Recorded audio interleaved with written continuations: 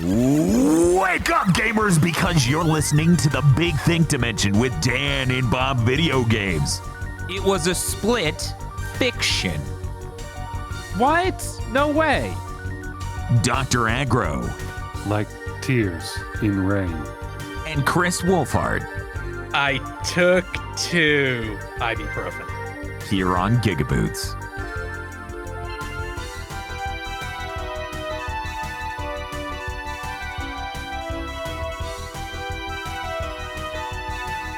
You know, normally we like to start these with slice of life anecdotes, details on what games we've been playing, but we have some pressing news to cover first.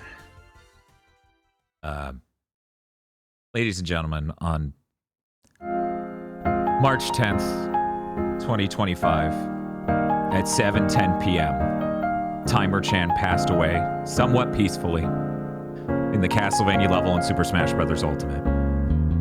She was, as ever, surrounded by loved ones and complete strangers from the internet.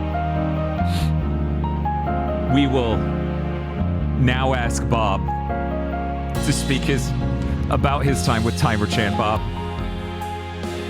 Timer Chan was both a source of stable income for us and like a representation of that, and also a constant headache of a spreadsheet. So her passing is bittersweet. Chris Wolfhard. She sure was around. Now she's not. Dr. Aggro. Timer Chan, for all the joy she brought, was an unnatural abomination. She was a wicked tulpa brought about by the mealy-mouthed, venal worship of desperate, mean-spirited peasants. Whoa! She was funded by the surfeit of filthy lucre, maliciously given for the furtherance of suffering. The only thing we can hope for now that she is dead is that she never returns. Well, if there's one thing I'm confident in, it's that Timer Chan will definitely never return. Aggro, have you considered that no one's ever really gone? Oh, God. Oh, no, she's in our hearts.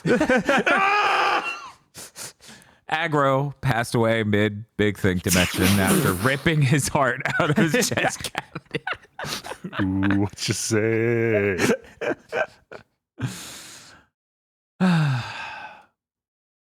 Yep, I'm glad I never have to open that spreadsheet again. That is the singular positive. Well, no, there are two. I don't have to open that spreadsheet again, and I don't have to deal with the timer widget breaking constantly on stream. Yeah. Like I have been for the last 18 months.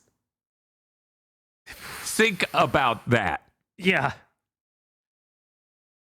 Imagine a streamer who didn't have to juggle at every second of their life, otherwise the thing will fucking break. So anyways, everything's great now. I'm having a good time. We watched some more Zatoichi. The 10th movie is something. Yeah. Man. Maybe don't. In some ways worse than the 9th, which was previously thought to be the worst. Yeah, we were. God, what was the 10th one? Was it the 24th worst or 26th? It was there. 23rd or 22nd worst, I think, because the 9th one was the 24th worst, according to this online list I found. It's kind of funny that list is pretty accurate, right? Usually online lists are fucking wrong and terrible. This one was pretty accurate. I recommend watching Zatoichi. As it turns out, your local library definitely owns every Zatoichi film. So please go to your local library. Check out Zatoichi film. I hope you're all looking forward to my midlife crisis fueled by my timer daughter dying. Who knows what the new Dan will all be about, but I'm going to reinvent a Dan, and God knows what'll happen then. Usually when a podcaster reinvents themselves, it's not for good. It's for evil. Oh, no. I don't want to talk about it yet.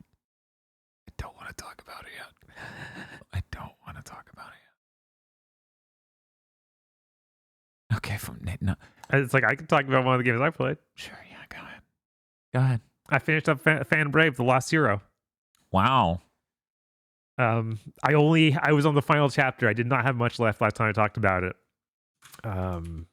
Yeah, that game still has a story I like a lot, but every level sure has you beat or kill every single enemy in it, and that is a serious strain on enjoyability, especially when the levels start being so reused. Yeah, I've heard rumblings that they might be trying to get a skill skip in the options. Oh, that'd be really so nice. Maybe I'll see if that happens before I pick it up. Yeah, because I do want to play it, like, but goddamn, I don't want to see the same animations 100 times. Right, and most of them they kept pretty short because of that, but some they did not at all. It's like, yep, that move sure takes like a full 20 seconds every time. But yeah, fix that and fix the winning parameters, and the game could be really good. Right now, I can't even see myself going through the dungeons once because a dungeon even is like, yeah, kill every single thing on each floor. It's like, there's not like a there's not like a trap, like a. No, there's no. That is not how that. I forget if that's how it worked in the original Phantom Brave, though. It might be. I don't remember. Yeah. After you beat it, there's the typical things like all these Disgaea and Nipponichi games have. You get extra maps that you fight earlier games protagonists. Mm-hmm.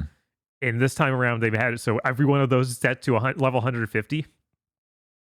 So those are pretty easy to get through once I beat the game. And then it just is like, yeah, you beat those level 4000 guy. Deal with it. Yeah, that's sure how that be. It was.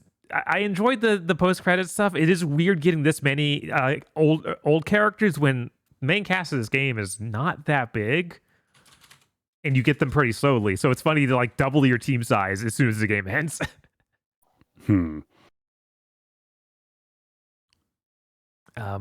Also, the Laharl voice actress, I believe her voice is getting a little rough for she has to do his screaming laugh all the time. After 20 Yeah, that 20 years is or not something. shocking at all. Yeah. That's rough on anyone. 20 Right. years of doing that. Oh my god. Yeah, and she's been coming back for every one of these, so. Isn't she also Rita Repulsa? I think so. Yeah, I think people were saying that. Mm-hmm. Yeah, that's right.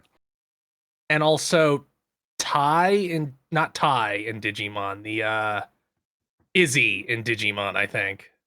That sounds right. Yeah, those are pretty similar. I can't even impersonate early GigaBoots, Dan, without, stuffing some earplugs up my nose.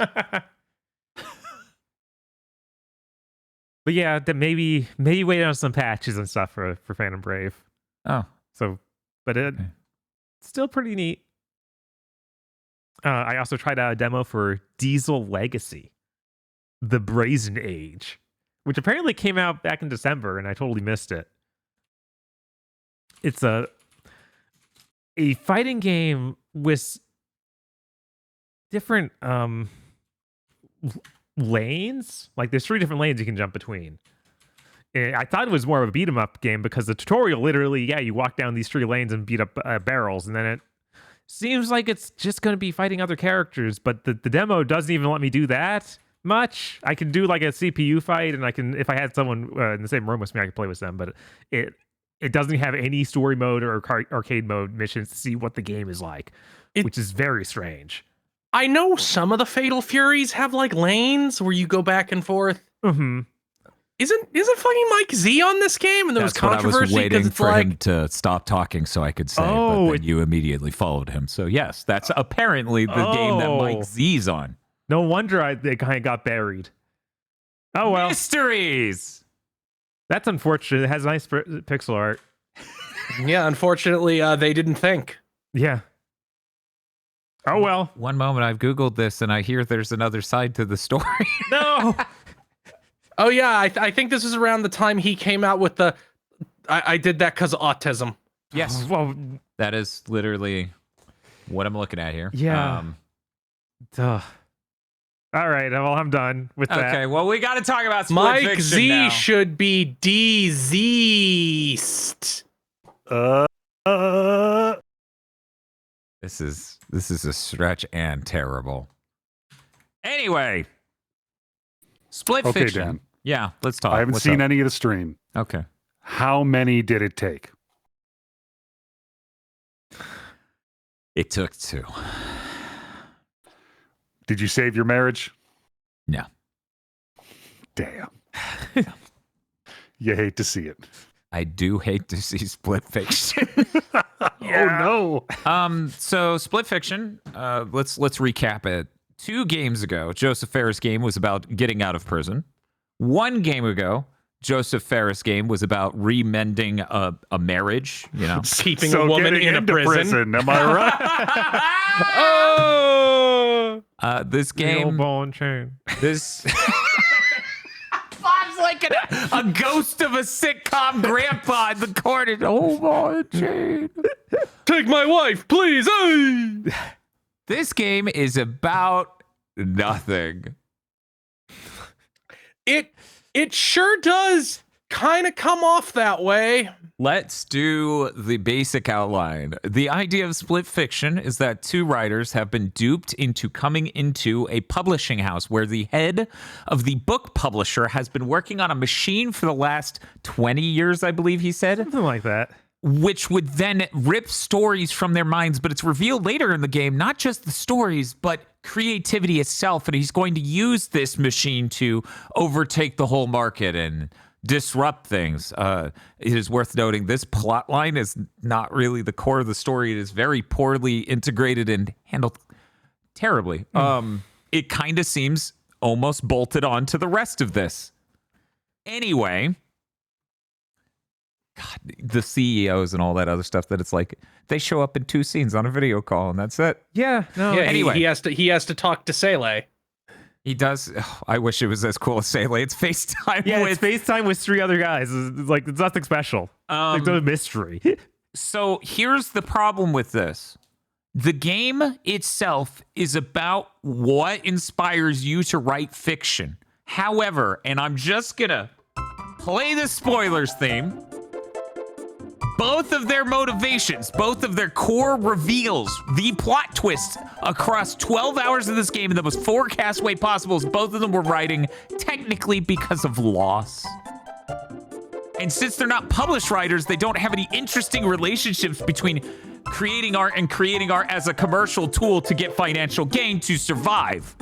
They're just unpublished people who write hackish stories that are paper thin, where they go, I like fantasy. And then the other one's like, I like sci-fi. And every world you visit could be the same world, but they insist they are different stories. It is such a thin game. These characters are so thin and underdeveloped. Their motivation both being like, oh, I wrote about my loss in my fiction. I now realize, oh my God, big reveal, drives me insane.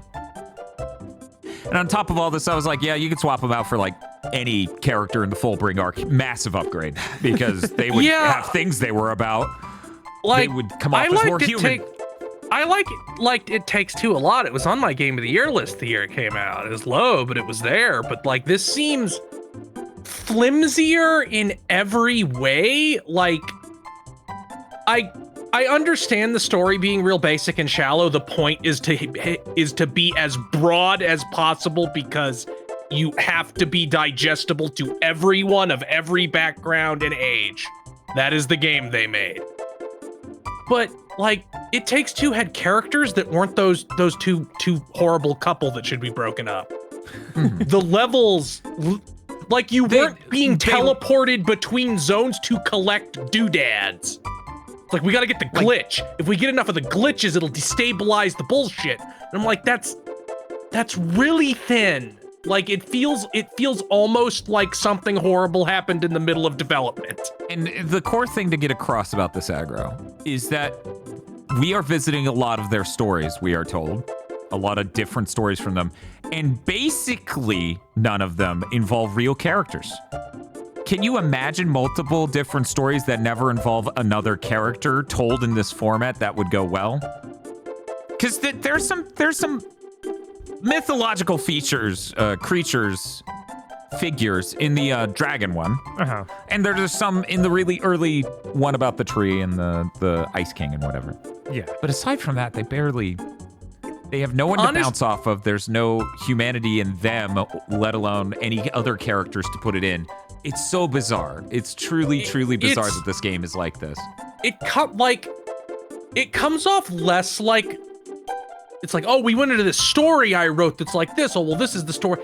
It feels more like they're going through their own maladaptive daydreams. Because they're all rooted in, what if I could kill the moneylender that is my family into debt because my dad's sick? What if I could break my dad out of this hospital and we could go have fun instead of him spending the last parts of his life, in terminal care? And then even when they start going like, this is the first thing I ever wrote, it really doesn't deviate very far from anything else. Even when they go into the subconscious, it doesn't deviate really from everything else. It's very strange, especially compared to It Takes Two, which felt like it had a lot more variety. Yeah, I didn't expect this. I thought I would like it more than It Takes Two. I found this being what the story was about and how thinly developed each world was, let alone the characters, extremely frustrating to deal with. It felt very strange that they were supposed to be book writers, because it felt a lot more like, we're going through their early development video game stages. Like, there's no story to it. You just made a mechanic. Right. There are multiple worlds where it's just a gameplay mechanic and there's no story at all. It's truly bizarre. The game would have made a lot more sense as we're going through their games they made. But see, the country girl, who they're British, so don't expect Southern twang. The country girl who's really into fantasy just overreacts to every sci-fi thing that shows up in the sci-fi girl story, to the point where she's like, there's a tank, and she's like, a tank? What? What is a tank, basically, is what crawls out of her mouth. And I'm like, what do you mean? Yeah. What? Yeah, she doesn't exactly have high concept sci-fi. No, she doesn't. Yeah, God. it's very strange. Like, the book backstory is very strange. I don't understand why they didn't just make these amateur game devs or something, because you didn't seem to do a lot of writing. You seem to do a lot of coming up with game mechanics in your novels. Yeah. A lot of them play out exactly like that. It's so bizarre. Not a lot of characters, a lot of gimmicks for platforming. And I would say that maybe 25% of this, the gameplay of what we were doing, was actually really engaging and fun. It's 12 hours long, though. Yeah. And the frustration over what the plot is, really just disappointed the hell out of me. It has a really cool bit near the end. Oh, it's incredible. Yeah, it's like, wow, No, the that's game should have awesome. been way more of this. Also, when we were writing the horrible millipede thing, that was cat dog. Yes. That was awesome. Both of those are at the very end. The best stuff is in the last 3 hours. Mm-hmm. Yeah, I wish I liked it more. Chat won't stop bringing up the pigs that farted for their double jump, Yeah. or us being made into sausages. Right, that was all at the very beginning, and kind of interesting by how weird and gross it was. It was and then freakish. It just becomes incredibly stale and sterile the rest of the game. Okay, now, like, you were turned, I assume, like, zap your sausages now, and not No. you were murdered and processed. You fall into the grinder, and then you... Yeah, you're the pig who farts, or the pig who stretches, and then you fall into the grinder. And because of this, Spadoinkle made us some art, so please enjoy that, everyone. Because guess what happened after we were turned into hot dogs? So is this kind of how the sausage was expressed? Like you had limbs and faces? No. Oh, you just rolled. Oh, okay. I'm really trying to zero in on whether or not and to what extent this is a weird sex thing. Yes. I said during the stream, the game would be a lot better if they were real freaks. It would be delightful for them to be really, truly about a thing. In fact, the sci-fi girls, like, I used to draw, but then I gave up on that and did writing. And then, weirdly enough, we have a sequence about the fantasy girl in a children's book with the crude drawings. Yeah, with drawings. It's like, you didn't even... The one that gets that aesthetic is the wrong one. Yeah. I just genuinely wish there was something that they were about, other than a terrible mechanism through which we write their backstories. Yeah. I want them to be humanized characters with depth who are hyper fascinated in a thing. And in the middle of the stream, I'm like, maybe I'm just weird. Maybe I surround myself by too many autistic, super interesting, super funny, smart people. Maybe this is a very mainstream thing. Maybe some people see the dragon level, they're like, oh my God, Jenny, they stole your idea for dragons. Stop the evil corporation. Maybe I'm weird. I just feel like they should have a thing. Even the dragon fiction didn't seem enamored in the dragons. No, they were just there. Like it's it's weird to make a like. It's so bizarre. Like I understand that narratively this has to be fucking McDonald's for the game they made. Which yeah, sure, I'm willing to sign up for that. But like. Hey, guess what's pretty universal? People being, especially stuff they wrote when they were younger, being thrilled at dragons. Where's the joy? Yeah, no, there should be a thrill. Where's the about joyousness? anything. You made a game about the joy of creation where both characters are so fucking annoying and snippy the entire time. Agra, I'm pretty sure you would have, if you were trapped in this story with the fantasy-loving country girl, you would have ended her life in the simulation. Because there are just countless times the sci-fi girl's like, yeah, it's just an enemy. It doesn't stand for anything. She's like, really? It doesn't stand for anything? It doesn't mean anything? How are you feeling? Do you want to unpack your feelings on this one? And this is hours of the game. This is the first 4 hours non-stop. And I'm like, Agra would have simply killed her and ditched the body. I'm so glad I live alone and have no one to play this game with. Put that shit on the bot. I'm trying to think if there's anything else I wanted to say as spoilers. I think I'm good. I'm going to stop this spoilers music. all right. Unless. I can't Okay. like everything in the game is it's the same like stale cracker all the way through. Like it's the same as it starts as it ends, except for those cool couple things we already mentioned near the end. Yeah, they're really, really cool things. At the end.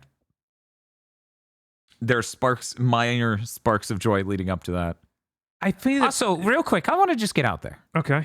Assuming you can hold on to your tangent. Sure. You're going to go on. Okay. No person deeply enamored with dragons would be like, this one with wings can't fly. It only rolls. No, it's and true. I'm like, its wings are the same size as the other one. Why? And then later in a cutscene, it flies. And I go, But the gameplay mechanics didn't call for it. And we couldn't possibly design a dragon without wings. It's impossible. I've never seen it. Because I've only seen the most standard fantasy and the most standard sci-fi ever made literally, by man. these two, their creative capacity comes off as the thing people talking about of the backflow of incredibly sterilized, incredibly mainstream blockbusters is the only thing they put out. And now all their creativity is filled with MCU movies. Yeah, no, these are less interesting than MCU movies. It's like a By a filtered lot. out. Yeah, it's like what if Black Widow had less sci-fi? That's what our sci-fi universes are. So is there a reason there's the ladies that he has control over them? I wish I didn't remember the plot of Black Widow. I shouldn't. But yeah, no, it's true. It's God, it's and then really like even the upsetting. first designs they show you, here are cyber ninjas. Is like, what are you talking about? You sound insane. She doesn't even have dyed hair. Are you serious? This is your cyber ninjas? This just looks like a standard jumpsuit. Yeah. No, it's dire. Damn. This is the worst creative work I've ever experienced about the art of creating. Ever. I've read self-published Kindle books that were just another skin of Fahrenheit. It also does that thing that I fucking hate, where it's like, yeah, it's an allegory for fucking AI. If you haven't picked it up with the machine that sucks out the creativity of the fucking writers, yeah. I haven't gathered that. God. But the evil, like the CEOs, the business people are skeptical. It's just this lone nut that wants to do it. I'm like, that is not how this should be. No. That is not how you should have written this story. Did Andrew Wilson come down and say, No, you better make him say he acted alone. And built He's this acting alone. insanely powerful machine that took millions of dollars. He did it alone. Billions. He said he was working on this for Billions, yes. 20 years. I want the joke ending where he succeeds and he's like, yes, we got Jenny's idea for dragons. We're going to be rich. What I was going to say earlier, I think that the most interesting worlds you go to are the ones that are one-offs you go to for like a tiny side story. And the sad thing about those is the whole story for the game ends because for people who didn't play it, these are literally like mini levels, bonus levels inside of the full levels. Mm-hmm. So the full level will be like an hour and a half long. And then you'll do a side level that has its own mechanics and gimmicks and its own ideas where there's no story. They don't embellish the backstory in these almost ever. They do a couple times. And it's like 30 minutes at most. I think it's less usually. Oh, yeah. Usually like those things are 15. like 10 minutes at most. Yeah. Like some of them were maybe 5. That flying one was like 5. Yeah. Yeah. Yeah. And that stuff's neat, but it is sure frustrating that the neat stuff happens when the story stops moving entirely. Mm-hmm. And you don't even have like good background development for the characters there either, except for the couple times they did do that, like the birthday cake one, the 5th birthday one. That's right, the 5th birthday. We're skipping the 4th one. Yeah, a couple things did that. But yeah. I have to say this. Mm-hmm. There is a giant enemy crab joke in this game. There sure Delectable. is. There's also a point where you go through a Sonic loop and it says, gotta go fast.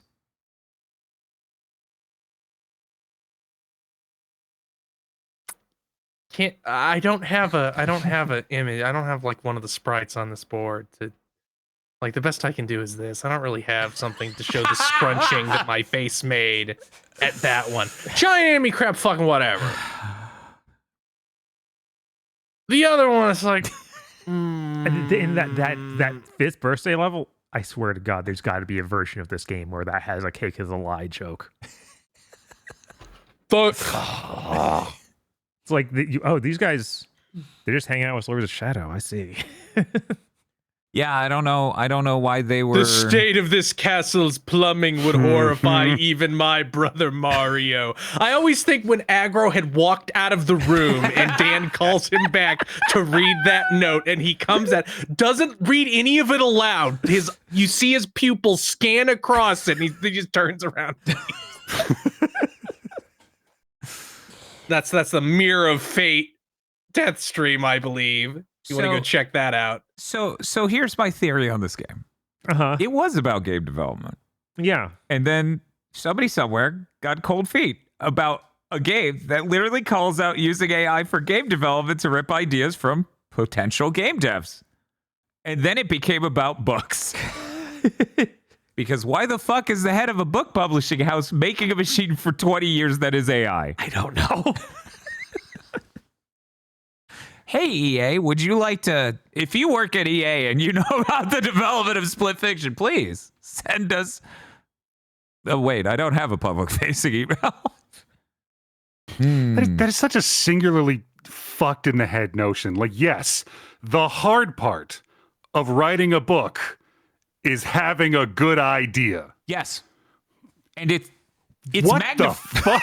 It's like we were talking about that through this giant stream of just like, congratulations, you got 1/3 of stories that were all incredibly incohesive and could not have a good arc, right? Most of the story was jumps on a bus.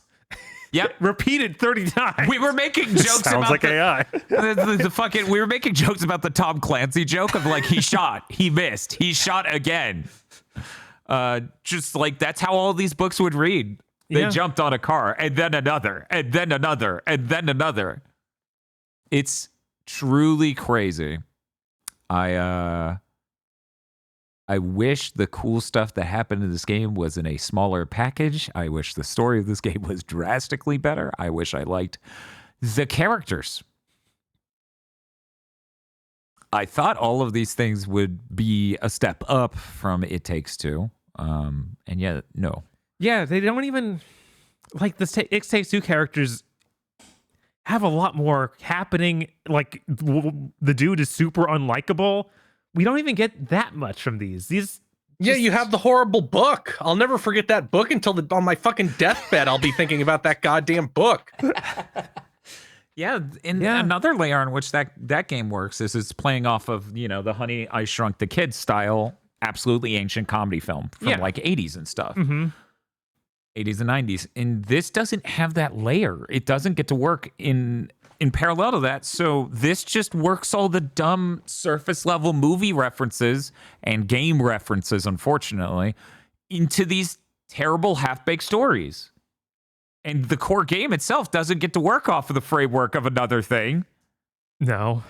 So that's probably why it's so weak. It works so much better if it was just explicitly games. You could go into one of their hackish Dark Souls ripoffs. The other could tell them to self-harm. It'd be great. Oh, a stamina meter that goes down when I roll. Real fucking original. See the next one of these, and of course they can't do this because this has to be, again, narrative McDonald's. It has to be as digestible to everyone. Mm-hmm. We need one of these where both characters are just total fucking sociopaths to each other. Like they hate each other. If I recall correctly, someone was saying Joseph Ferris' next game is going to be single player. What? Oh man, I sure hope you didn't get addicted to money and success, my man.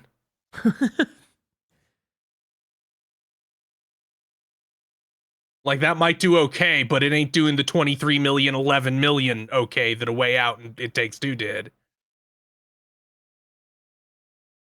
So I don't know what my expectations of that one are. Anyway, I'm done talking about Split Fiction. I paid that is $50 for this game. I just need to say he did not say his next game would be single player. He said he was not innately opposed to making a single player game. Those are two very different statements. Thank you, Chris. It's the exact same thing that always fucking happens. Hey, would you like to make a sequel to this and continue having a job? Yes. Developer confirms they would like to make sequel to blank. So, Bob, did you have anything else you want to say about Split Fiction? No. Okay.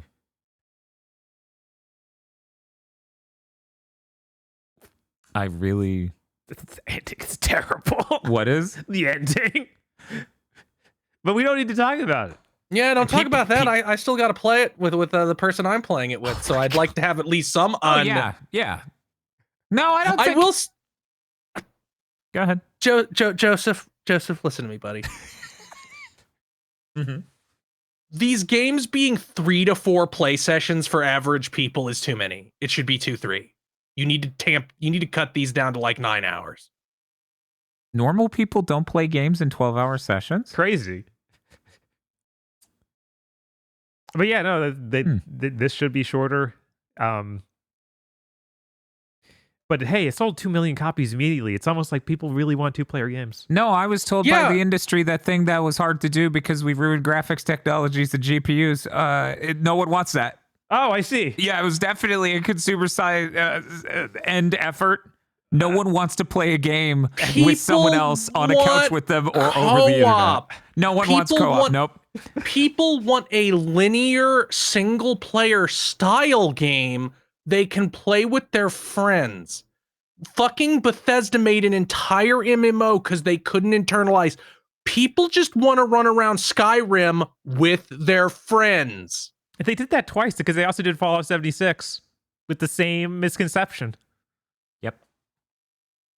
Like, these people are very smart.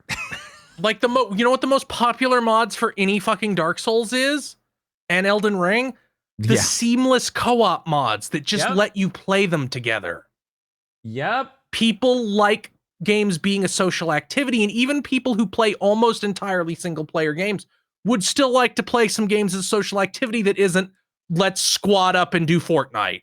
Right, because that's asking for a totally different set of skills, and I mean they don't want to engage competitive in that way. Yeah, that's a competitive shooter. Right, like at the end of the day, co-op and competitive shooters are two different things. They can overlap, but they are two different things. It's like It's a reason why WoW still has that dog in them, because a lot of people will still play WoW. I'm like, that's pretty close to a single player experience with your friend if you're just running around in the world questing. Mm-hmm. Yeah, it's crazy. It's crazy that the whole industry is letting Joseph Ferris just eat this fucking free lunch. Yes. I mean, I posted this on Blue Sky, but like, It Takes Two, and to a lesser extent split fiction, but still split fiction, are the closest thing anybody else is doing to making a Nintendo game. Oh, look, it sells almost as much as a fucking Nintendo game. Maybe that idea everybody has, where it's like, well, we can't be Nintendo. The Nintendo's successful because they're Nintendo. It's not because of anything they're doing. Yeah, there's that. Don't look at the state Nintendo. Don't look at the state Nintendo was in even 10 years ago.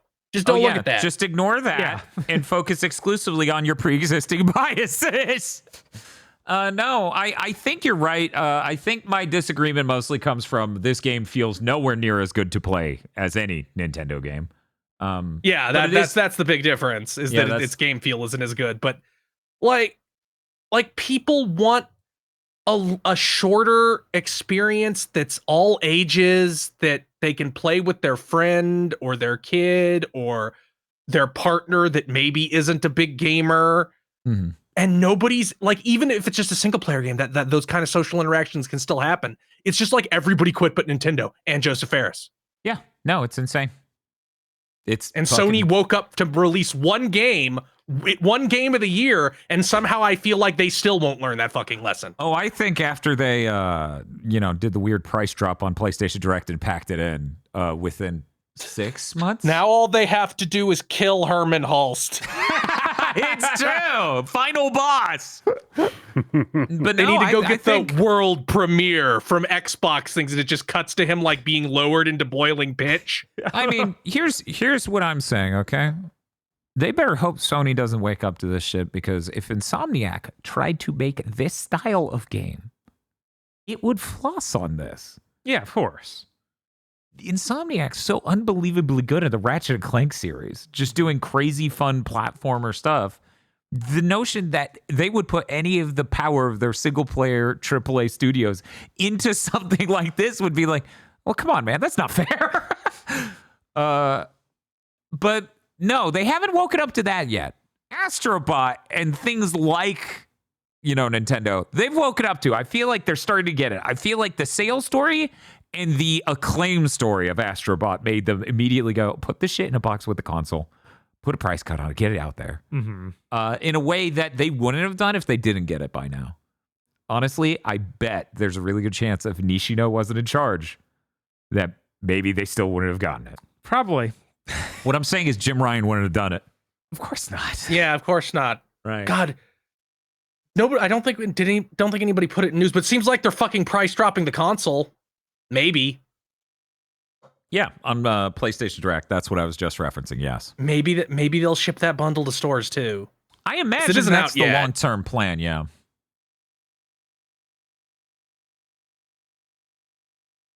But yeah, that's all I want to say about Split Fiction. Bob, Yeah, that's it. worth $50? No. Oh, If you're really desperate for something to play with a friend, sure, I guess. Yeah, I got to play it with the person I played It Takes Two with. I mean, yes, you do, because I need to hear back from the two of you on that. Yeah, you need to see what kind of fucking brain disease we come up with for this one. How many times did that clip get played in the stream? Dude, it was constant. I don't know. No machine can count that high. Right? Bob, Yeah. did you play anything else? I played a few other things. Yeah. I finished off Monster Hunter Wilds. I got to the credits. Oh, 1 second. Game code provided by Capcom. Thank you, Capcom, for the game code. You got the credits. I got the credits. And then I did the one extra mission after the credits that you need to do before you could actually play the game. Man, that story sure never got better even once. There was one time I thought it was going to get better, and then it immediately threw me back into follow these guys, walk really slow, click on thing. So, Right. so no one wrote it in the news, but the producer on that game's like, Our game sold 8 million because the story is good. And I'm like, no, did not. No. Sir. The story is actively the obstacle in your game. Yes, legitimately. I enjoy every moment that isn't the story. Yeah. The story is the parts that I do not enjoy. I also Because again, for people who didn't listen last week and haven't played it themselves, a lot of the story is you on the back of a mount, slowly traveling in between places, doing walk and talk you can't even control the walking for. Yeah. What's up, Chris? I was gonna say it's a very weird flex to like streamline all the stuff you consider to be busy work out of your game and then replace it with this. Yeah, that is weird. Yeah. That is real weird. I have no idea. And I feel like most people would be down for here's the preparation you have to do to go on your cool monster hunt more than here's the walk and talk.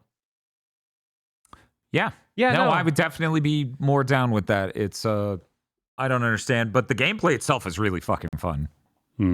It's way less fun with only one person though. Oh yeah, Which I had 100%. to, like when I was going to do those after having played a decent number of missions with you, I was like, this kind of sucks.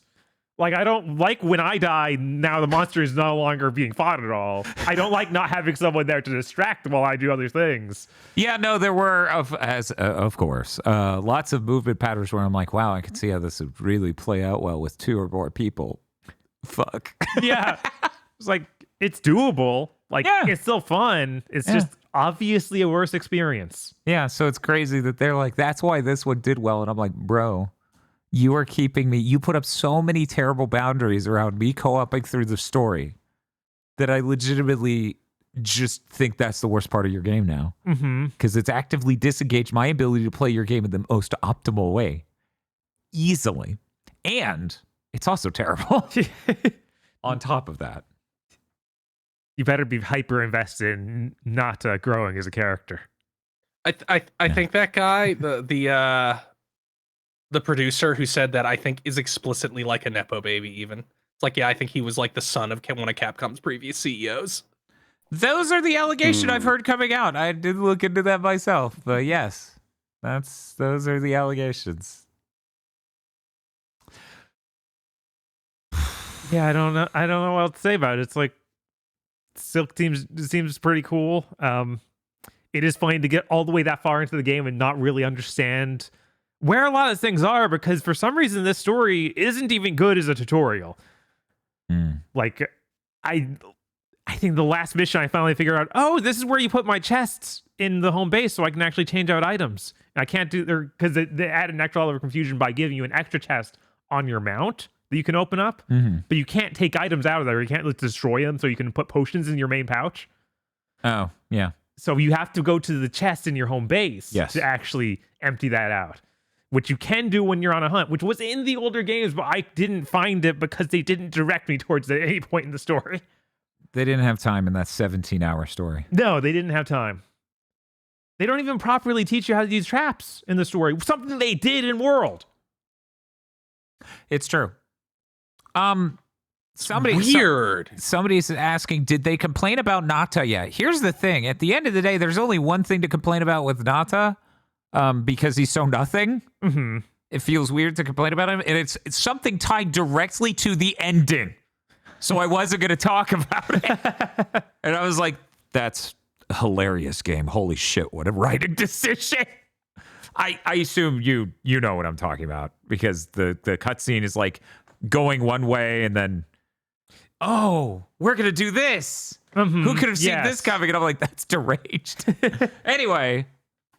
So yeah, I'm not really. It's just weird. It'd be like complaining about beige wallpaper. Yeah, it's like all the characters are kind of nothing. It's just funny to put so much focus on Nada, who is also nothing. Right, but they have really good designs. Yeah, they have really good designs. The character designs in this top fucking notch. Right, absolutely. I'm constantly disappointed that the PS5 Pro is not powerful enough to render these really great designs and the fidelity that they deserve. Maybe a computer that comes out in 5 years. God. I think it's the only character I found kind of interesting was Olivia, that other knight Mhm. who's with you. Yeah. Every time she talks, she's talking in some weird philosophical way that I'm like, oh, are they going to expand on this more and figure out we're going to get into what her deal is? And it's like, not really, no. She's just really weird. Look, sometimes you just do that. Yeah. I- That made her a lot more enjoyable than anyone else. Yeah, I mean, me and Agro have gone on horseback rides where he did basically the same thing on our way to kill a monster. The monster was a mayor of a small city. You'll never know which one. Okay. That city's not there anymore. I mean, legally it is, but all the buildings are gone. Sounds more like a Ghost of Tsushima. Right? What have you done to train for this day? I brought napalm. Oh no. Everybody want to be a gangster until it's time to do some gangster shit. Bob, did you have anything else to say about Monster Hunter Wilds? No, I'm excited to play the actual game. Same. It is genuinely depressing that I put this much time in. It feels like I haven't gotten to play the game I want to play that is in there. Because I too got to the credits and then I was in the mission and then I went, wait, how do I do traps? Oh, well, I ran out of time and I need to stop playing this now. Because I'm making my way through X-Files and X-Men. I'm getting edified. I'm getting cultured on the 90s X's. X-Files truly is the perfect in-between point on smartness and everything else between Twin Peaks and Sliders. That's hilarious. It's so good. Every episode's delightful. I regret nothing. Oh, that reminds me of the thing that I promised somebody I'd watch. Damn. What's that? Reacher. Oh, yeah. Yeah, no. Every time we watched a Zatoichi film, me and Bob were cracking the Reacher meme joke of like, Zatoichi's is looking tired. I think I could get him by surprise. No, you can't, bro. He's That's so his whole fucking thing. big. He's is, so huge. It's awesome. Also, the way I was sold on it is he just has the exact same tone and candor as Commander Shepard. That man needs to be Commander Shepard in a Mass Effect project. Oh, hell yeah. Also, I can't help but watch a show where a dude like fastball throws a bowling ball into a human trafficker because he's 7 feet tall. He can do that. Right. Maybe I should watch Reacher. Yeah, no, it sounds Jesus great. Christ. Somebody kills you and you're dead. Somebody overhand throws a bowling ball at you. It's because God decided you needed to die. There's this part in the first episode where he gets arrested and they're like, cuffs don't fit on him. We had to zip tie him. And then they're going to let him go. And he's like, let me get the cutter. He's like, you don't need to. And then he breaks the zip tie. Jesus Christ. He's like if Superman was Jack Bauer. Yeah. I would watch that show. Yeah. Yeah, once we're done with Zatoichi, we need to A/B comparison. Be like, who stood a better chance? Anyone against Reacher or anyone against Zatoichi? God, those most of them is so insane. It's like they watch Zatoichi just Murder like 30 people. yeah, he kills 10 guys in a split second. Like they can't stop him at all. And yet you can see in his eyes, this dude's on the ground. He just saw them all die, and he still has that look of, I think I got a chance. He's an old blind man. There's no way he can take He's me. probably tired now. No! As it turns out, he doesn't get tired of the killing. You should watch Zatoichi. It's just like Reacher. Oh, man. Yeah, so I'm looking forward to next week when we get to come back with more information about our time with Monster Hunter, the real game. Mm-hmm. Hopefully there's enough game there. Right. People have said things that make me worry that this is the thinnest one they've ever made. It is weird to it is weird to tell that somebody got to the end by them immediately going, started Monster Hunter Rise, went back to Monster Hunter Generations Unlimited GU4 or whatever, went back to the 3DS one, because like they ate it all, and they're like, well, what the fuck? There's usually 3 times as much. That's crazy. Yeah, no, there's a reason they already announced the free updates with monsters in the future because they need people Which to they know. did that with World, so I didn't think it'd be that bad. But apparently. I guess it's that bad. Someone in chat says, Zatoichi is Columbo meets Reacher. I am sad, hyphen Dan Video Games, I'm sad to tell you, I already said that during a fucking watching. Yes. With Spiff and Bob. Because he is just in a meat. Zatoichi haunts people the same way Columbo does. He just shows up in the room with the shitty rich people, and he's there, and he knows what he's doing, and he's like a masseur, right? So he's doing the massage, and then he intentionally hurts them. He does this multiple times. Yeah, it's funny as shit. That's part of what I love about him. He vexes people. So if you like Columbo or Reacher. Anyway, it's at your library. So yeah, I am very curious to see exactly what the deal is. There is a chance after playing this, maybe Bob and I go play Rise. There is a chance. I'm waiting for a sale, but Yeah, as soon as so the sale am hits, I. I'll probably just pick it up. Now, speaking of a sale, did you know Slitterhead is on sale for $25, an appropriate price given its budget? Ooh. Yeah, that's actually how much you should pay for that game. Weird. It is a PSP game after all. It is some sort of PSP, PS2 game. Yeah, that game's real cool. Lots of games on sale. Undertale is $1 on Steam. Wow. So if you've never played it, it's a good game. You can trust us. We only played it 2 years ago. Oh, God, wait. 1 year ago. 1 year ago. It's like, it hasn't been that long, has it? How long has my daughter Timer-chan been dead? It has been so long. Yeah. Anyway. Anything else about Monster Hunter before we move on? Nah.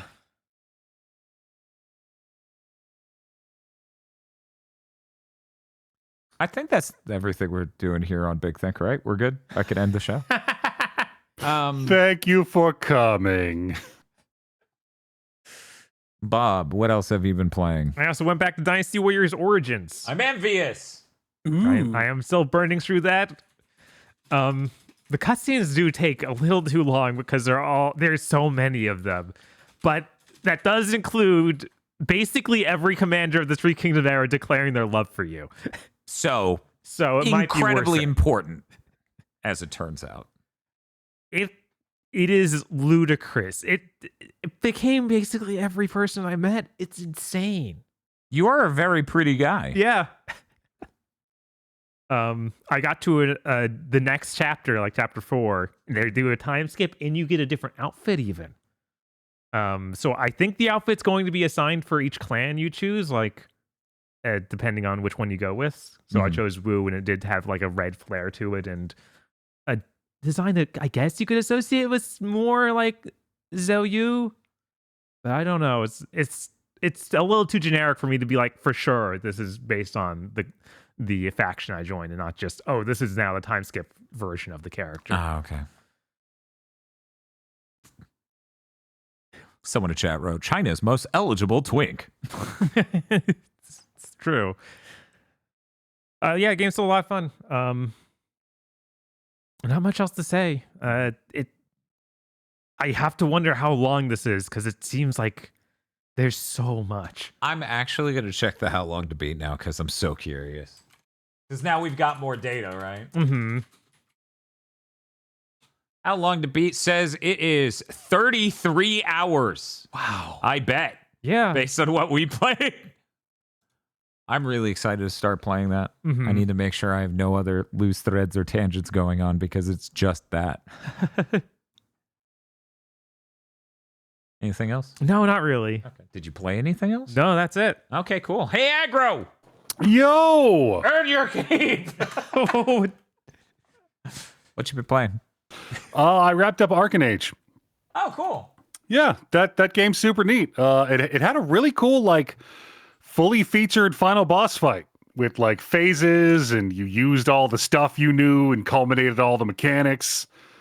Led to a really cool, like, physically modeled in-universe credit sequence at the end that was really neat. And then led into a sequel tease. Oh. Yeah. I'm excited. Like, this This game, I liked it.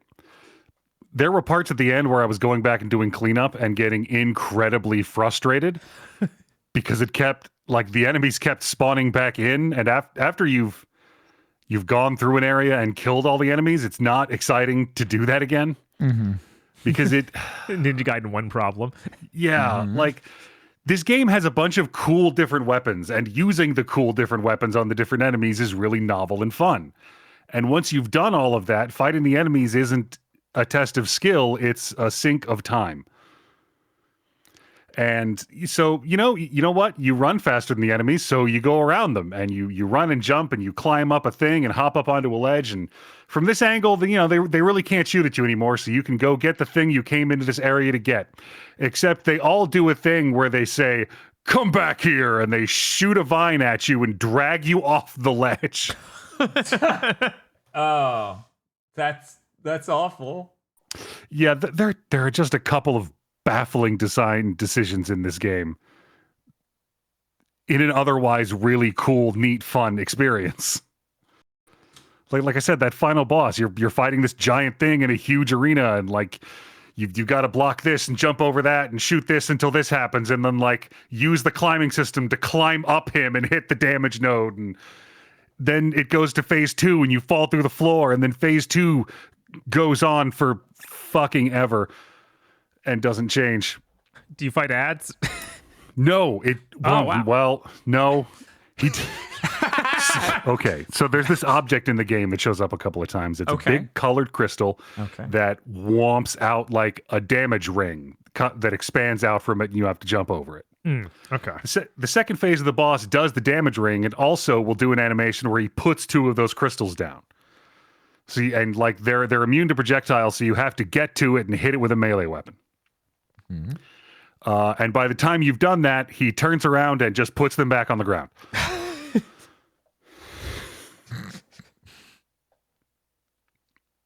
I see.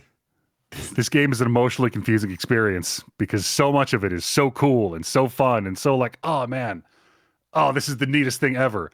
And some of it's like, I want to be dead. I want to be dead rather than have to do this again.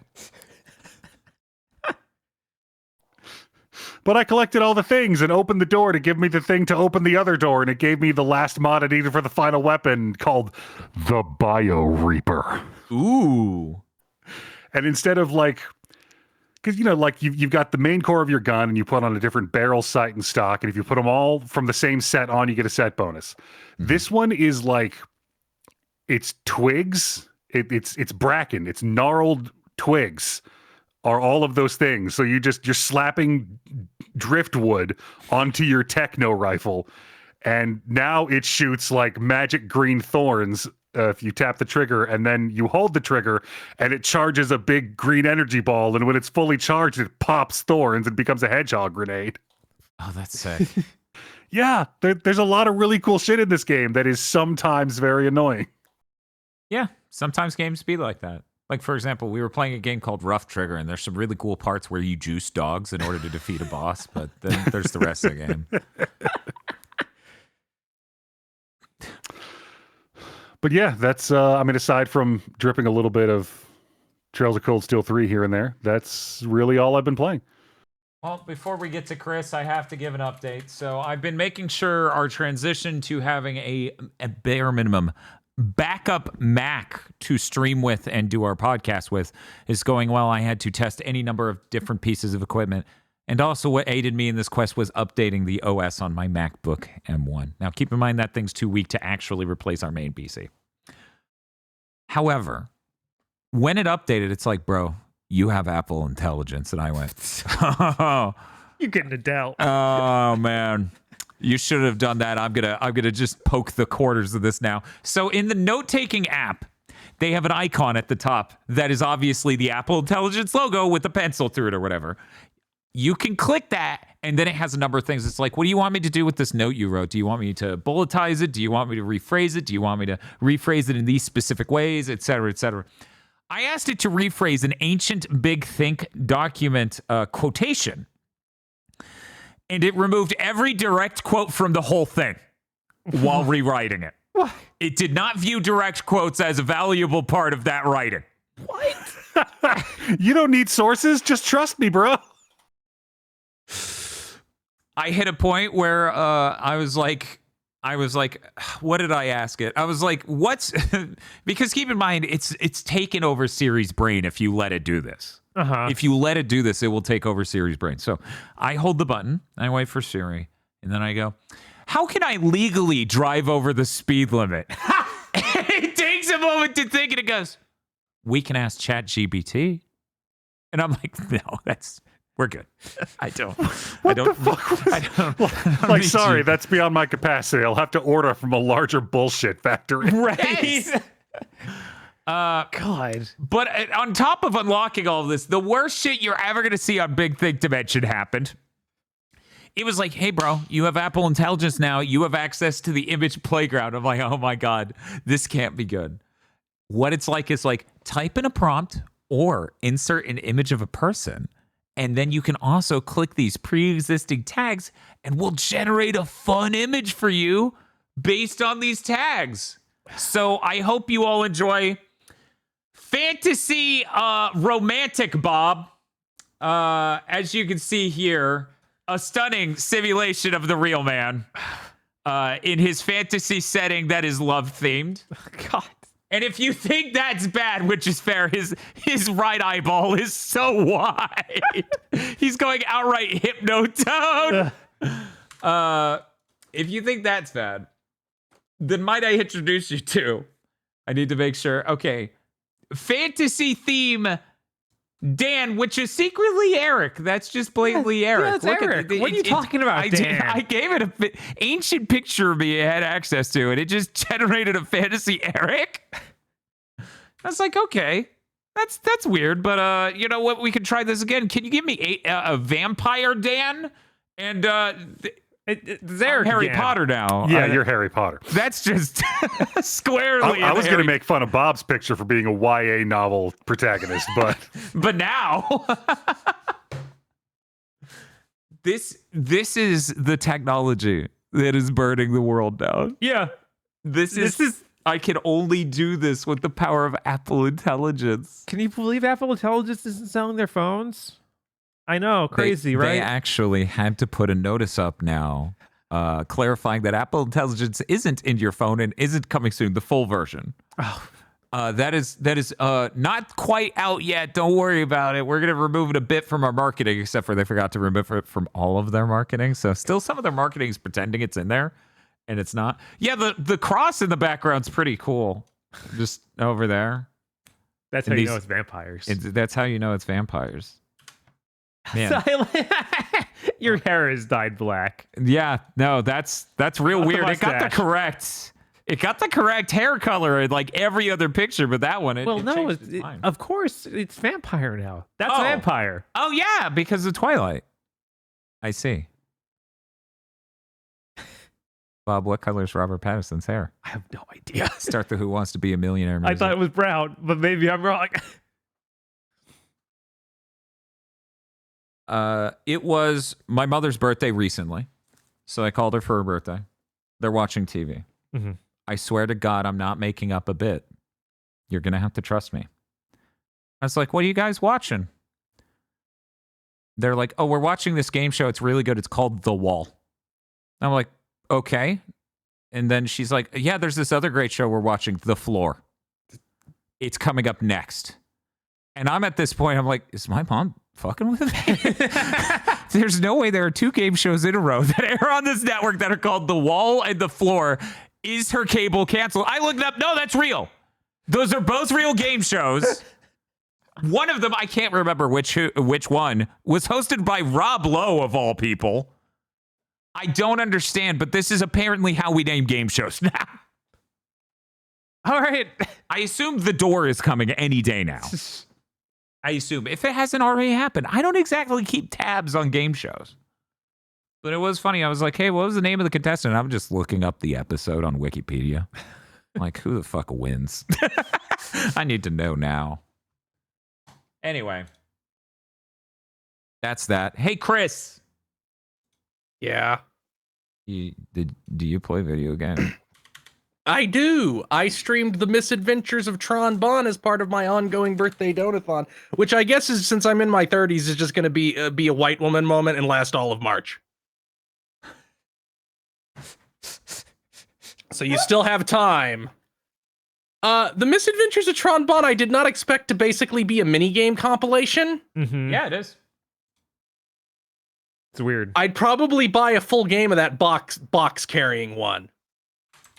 That's one of the two I think that was my Sokobans. favorite. That's the Sokoban with more exceptions, if I remember correctly. It is not about, I wouldn't call it a Sokoban because it's not about pushing the boxes. Yeah, exactly. The other one's more strict about it, right? It's about picking them up and putting them down. And then the second set of levels, you get a serve bot on a forklift that can pick them up. The gimmick is you're in the gun tank. The gun tank can pick up a crate, but it can only move 10 spaces with them. Then it So you runs have out to of gas. create a situation wherein you can get to back to your ship in 10 steps. Except for wooden crates, which you can carry an infinite distance, or metal crates, which you can't carry at all, but you can pick them up and move them to an adjacent spot. You also only have 8 lifts. Huh. So the concept is to get all the goodies to your ship. And then the second set of levels, you have the forklift and you have more varying amounts of lifts, so it gets more complicated. But it's a pretty fun minigame. The other ones are a deeply bizarre first-person dungeon crawler where you're this command bot and you tell the serve bots what to do and you meet goofy characters, and there's not really puzzles. It's more like you just progress and do things, and sometimes you send them off to get mulched in a trap so they can press a switch. So to get through the story of the game, do you play all the mini games? The way this game works is you do the intro, Tron goes to talk to Lex Loath, this evil businessman. He's like, your brother borrowed 1,000,000 zenny from us. You can't have him back until you pay off his debt. So you have to go, and so it unlocks these minigames, and each one you can make money at. Okay. So you have to make 1,000,000 zenny, and then you go talk to him and says, well, that didn't include the interest. So you need to pay back 2,000,000 zenny in addition to that. And then it unlocks more levels, and once you have 2,000,000 zenny, you can go to the final level. And also you can spend money on upgrading the Gustav, Tron's combat mech for the action levels. One of the action levels introducing her Virgil. God, what is her name? Denise Marmalade. That's her name. Okay. And in the first action level, she just shows up and throws bombs at you, and you shoot her a couple times, and she, explodes and gets covered in the suit and dust. And it's like, oh, I'm gonna get yelled at by the captain because I couldn't stop a combat mech by myself. Oh, so she's like Then a the cop? Yeah, she's a cop. Then the next level, she shows up and is like, I did special training. And she can judo throw your fucking mech. If she gets close to you, she over shoulder judo throws the fucking mech.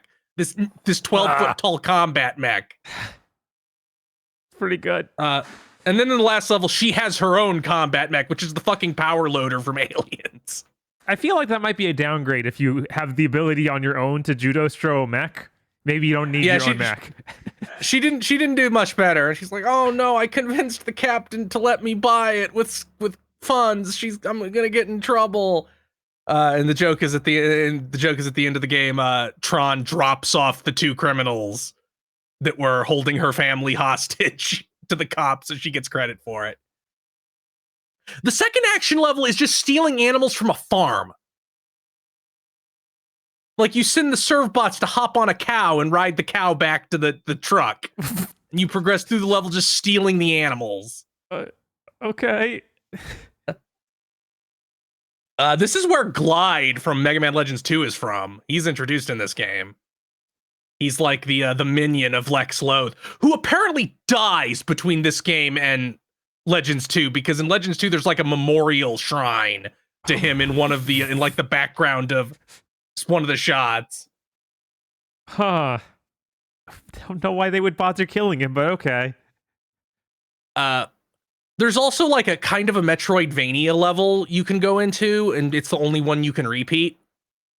So you go into that and you fight enemies and find treasures that will give you new features for the Gustav. You can also torture serve bots if they get too lazy. You put them on a track and you make them run in circles as you set them on fire, throw them into spike traps, and drop anvils on them. And you have to do this in a really tightly timed minigame to get their sloth level down to 0. But yeah, it was a pretty cheap game. Although now that I've beaten it, I bet I could beat it in like 3 hours this time. It took me like 7 on stream because I wanted to show off all the levels because why the hell not? Mm-hmm. That's the thing. But yeah, if I was just beelining it, I bet you'd get through that game in like 3 hours easy. Huh. The final boss, Tron doesn't even fight. You get to pick a favorite serve bot because Tron gets injured, so the favorite serve bot takes over the Gustav, and this dude gets waxed by the serve bots. Oh no. He dug up the biggest ancient robot in existence. It's like fucking 400 feet tall. It can walk through the ocean. It took like hundreds of slaves working to unearth, and it gets waxed by the surf bots. Surf bots are not to be underestimated, okay? But yeah, it's pretty cheap, but it was a charming little game. I sure hope they do something with Legends in the future. Yeah, no, Legends has a lot of really cool stuff. You could even just do a collection. People would love that. Like yeah, I assume they will do a collection. They've done a collection for everything else except Star Force, and frankly, I cannot conceive of a person out of touch enough to be like, no, Star Force, we'll put those 3DS things. No, we'll put those DS games. We'll figure that out before we do Mega Man Legends. Yeah, that does seem crazy. Although I could also see them doing like full-on remakes of them, and that might take longer. But at the same time, I feel like the chunky PS1 visuals are a large appeal. Mm-hmm. And like imagining it in like more rounded off, modern, cheap 3D makes me go, ugh. That ain't right. Everything looks like the cover art for the American version of Legends.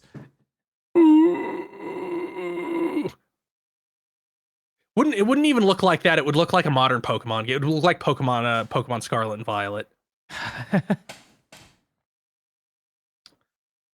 But yeah, Misadventures of Tron Bon, very fun game this weekend. Mega Man Legends 2.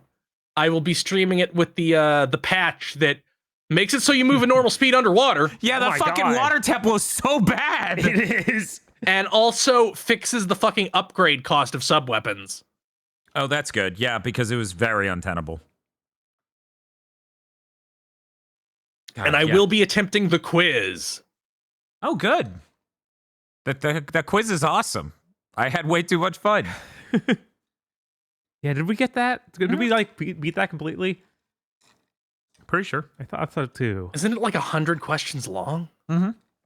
How many can you get wrong? 0? I don't remember. We were at it for a bit.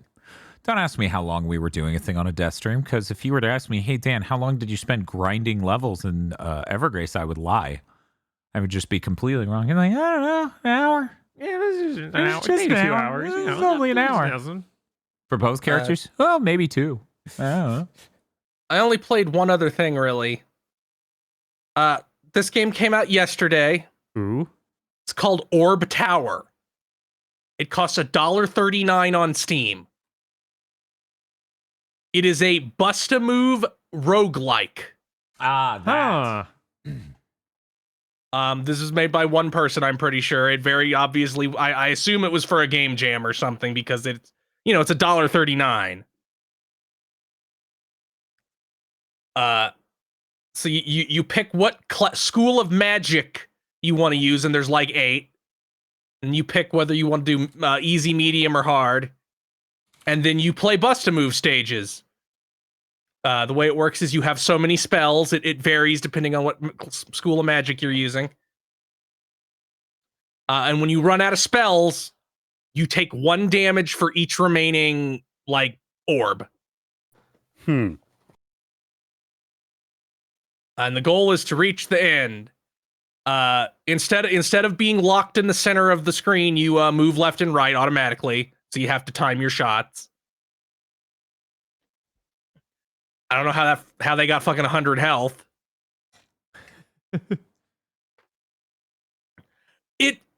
Again, like, keep in mind this game is $1.39. It costs less than a candy bar in most stores. It has some minor issues. Like, the level layouts can just fuck you.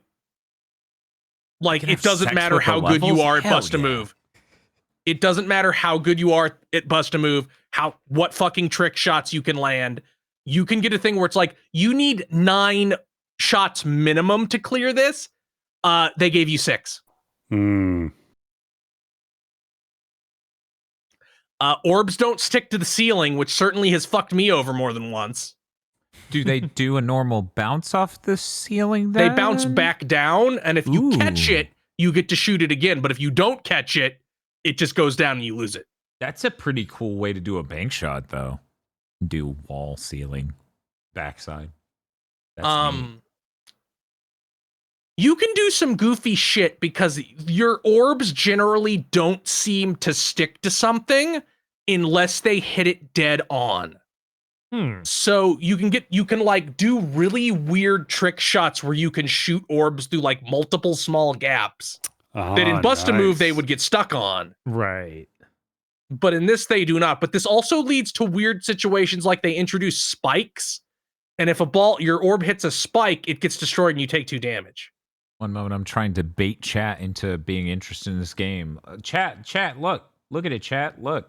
It's Balatro. Fuck that guy, by the way. His gimmick is that he'll just shuffle the whole fucking board every so often. What an asshole.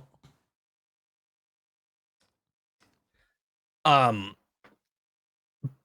there's a weird thing where if you're aimed, even if you don't like directly hit the spike, if you're angled a little too much towards it, even if you touch another orb that would like pop, it just pops your shot and doesn't matter. Like, you take the damage.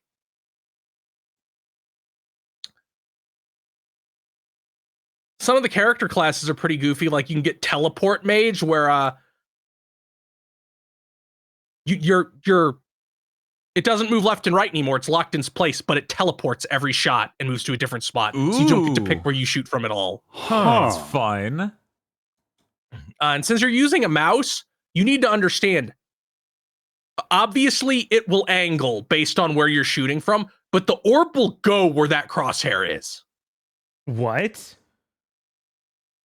Yeah, like it'll if there's something in the way, it'll hit it and stop. Okay. But if there isn't anything in the way, it will end up there. Okay. Like, exactly. So you can do some goofy trick shots. Yeah, that sounds like cheating. Using a mouse to aim and Bust a Move? I now need this to know. What would that feel like? I had a pretty fun time with it. I unlocked all the characters, and I haven't beaten the game. I haven't beaten I beat the easy mode with all of them. I have not beaten the higher difficulties with all of them, because honestly, it doesn't change that much. But is this game really worth $1.39? I would say it is. Hey, I'm happier with this than Rat Shaker. The Rat Shaker showed up in so many categories. But honestly, if the dev of this somehow listens, like, expand this into a bigger sequel, man. Like, Yeah, there's potential here. I mean, I was gonna ask, how does this compare to Wiz Orb? But then I realized, isn't that Breakout? Yeah, that's Breakout. Yeah, so they're 2 different genres. They're very different. As it turns out, putting Wizard in old puzzle games seems to be an ongoing trend. Yeah, it seems to work. Yeah. The class in this screenshot is actually my favorite. It's the Bomb Wizard. He starts with 2 bombs and a gunpowder item. Mm-hmm. Bombs means each bomb you have means one of your spells will be a bomb instead. Okay. That blows up a certain amount of blocks around wherever it hits. Gunpowder just makes the radius bigger. Ooh. And of course, you can buy further gunpowders in the shop, which you get after every round. Although another class I like a lot is the Blood Mage, where money heals you. You spend health instead of money at the store. And that's pretty much it. So sell your life force for items. If I wanted to deal with that, I'd be playing fucking Paladin's Quest with its fucking magic. That's MP, or your HP is your MP. And if you get the sandwich item, you restore 5 health per round, which if you're the Blood Mage means you also get 5 money per round, and you can buy multiple sandwiches. In fact, there is an achievement that I have not gotten yet for regaining at least 100 health in a round via sandwiches.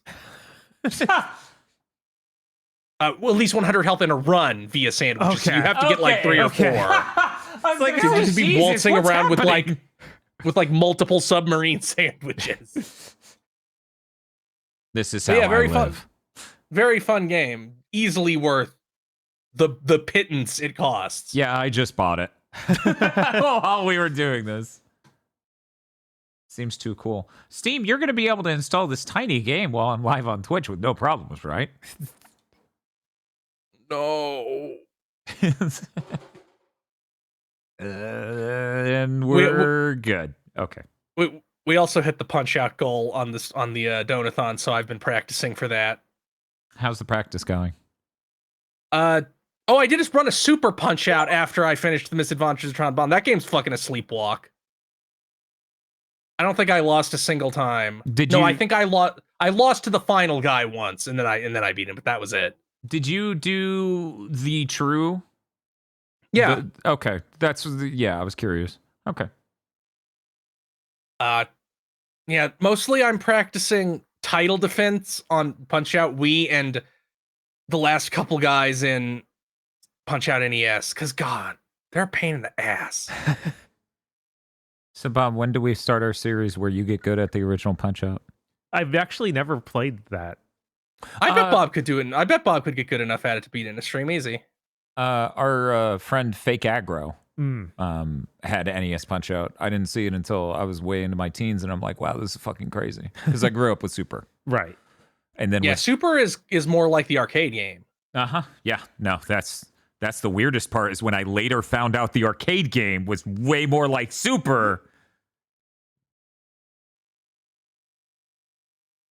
Bizarrely, I kind of think Super Macho Man is harder than Mike Tyson. He is the cream of the crop. Mike Tyson is really fucking hard, though. Mainly because everything he does knocks you down instantly. Super Macho Man. So yeah, Super Punch-Out Super Macho Man is invalid because his tits don't bounce. This isn't a joke, by the way. Super Macho Man in NES like poses and flexes his pecs and his tits bounce. And then Punch-Out Wii Super Macho Man also does this. Not enough jiggle. The Super NES just couldn't do it. Yeah, that's too much. That's a shame. I successfully humiliated Aaron Ryan, so that was pretty fun. That's good. Just make sure if you're fighting Aaron Ryan in Super Punch-Out, just remember after you hit him with your meter punch, when he moves his hands, do it again. Hit the button again. And then you can loop him and take him down really easily. That game is so short. You can whip through that game in like 30 minutes. It's true. It's true. Mainly because all the fights have a 3-minute time limit. It isn't like Punch-Out NES or Punch-Out Wii where they're 3 rounds and then you get a decision. Mm-hmm. In Super Punch-Out, if you take longer than 3 minutes, which I think is actually 5, I think the timer is fake in Super Punch-Out, and it reads as 3 minutes, but it actually takes 5. I might be wrong on that though, but I believe that is the case where it's a slower than reality. But if you reach the end, you just lose. Huh.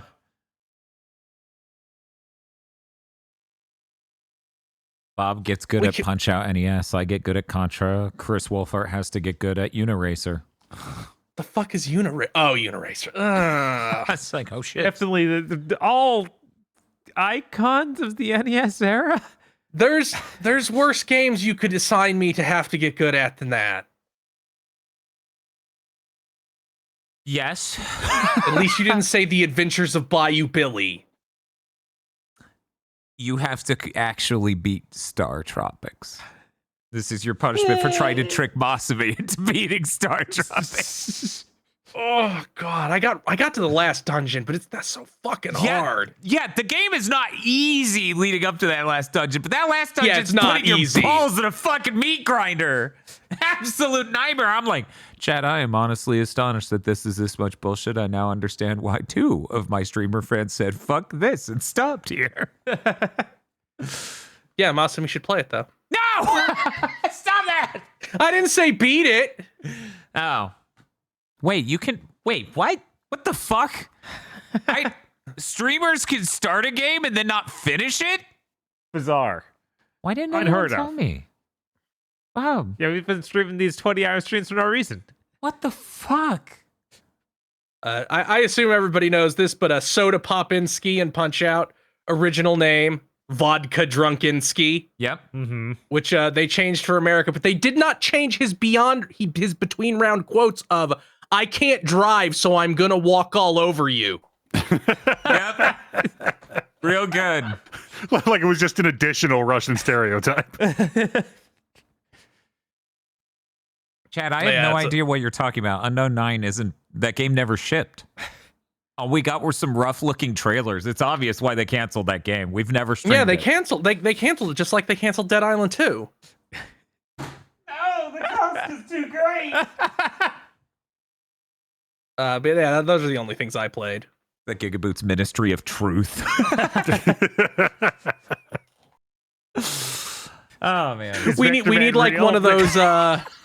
This this post has been fact checked by real GigaBoots patriots. Like status true, and it's like Dan sitting in some big expensive chair. That sounds great. Oh my god. And of course, it's just like the fact it needs to be something like TAA is overrated. Simply render your game at 480p. Don't worry, I'll play it. I do not need to think about the crossover of GigaBoots lore in like 1984. You don't? Okay. Wow. Like country devolves into 2 hours of completely impenetrable inside jokes. Well, if that's everything. Oh, we didn't say what we were gonna. That's play true. Tomorrow. Chad, we're finally doing it. Bob and I have never really played this game. We played a little bit back in the day. But as a part of delivering unto you the goals promised on that fateful day, back when our timer daughter was still alive. We're playing Dust and Elysian Tale tomorrow. We're beating it. We're going to do it. Hey. I hope you're all excited. I don't know what's in that game other than it's a Metroidvania and the main character goes swah, swah, swah, swah with the sword. Yeah, I think I beat this back in the day, but I really don't remember anything that happened. That's not promising. No, it's not. It's the model for every 2D game to ever claim to be quote unquote like Devil May Cry. It means you hit an enemy and then you dodge through the enemy when they attack, and then you continue hitting the enemy.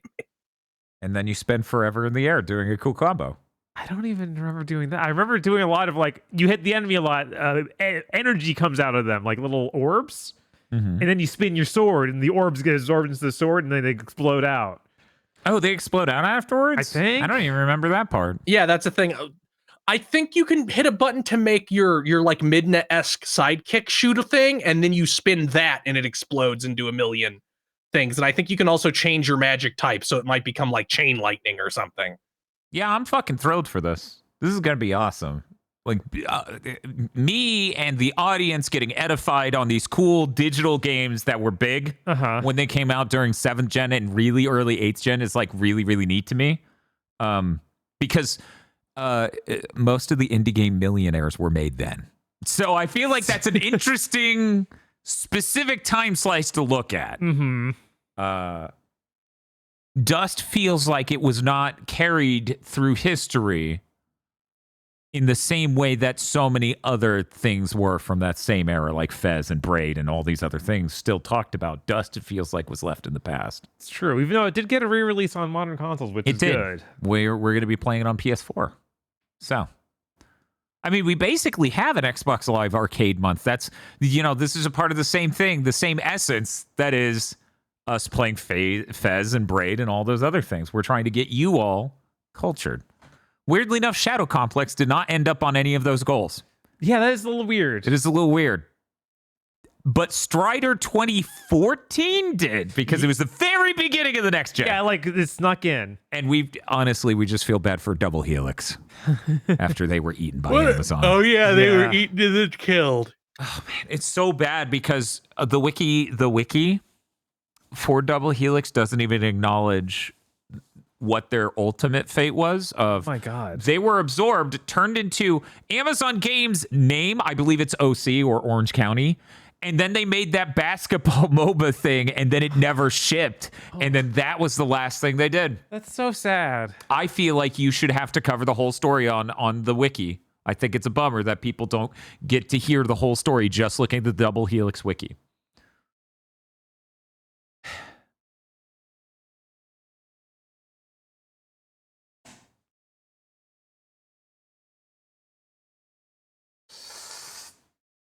No transition, just Podlords. Oh, fuck! Oh, there's fuck. a ghost! Ah! Is that you, Timer Chan? Talk!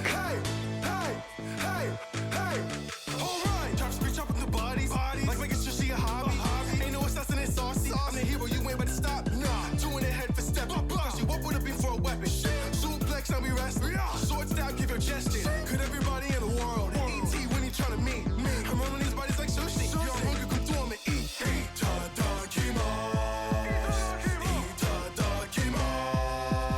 Wrap it up. Yeah. Wrap it up. I get the raw and I wrap it up. Yeah. Snagging up. Then with the beef, I'ma stack it up. Yeah. Don't worry, it's fine. Nothing is ruined. Uh-huh. I'm on a roll and I'm macking up. Yeah. Hey, roll it all. Roll it like a bowling ball. Nothing is ruined.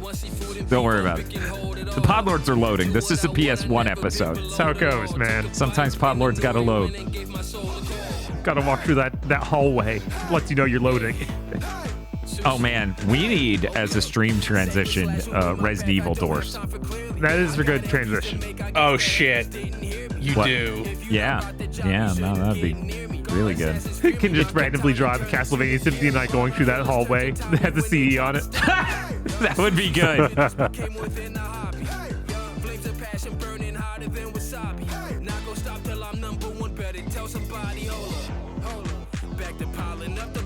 Yes, that's right. The Podlords.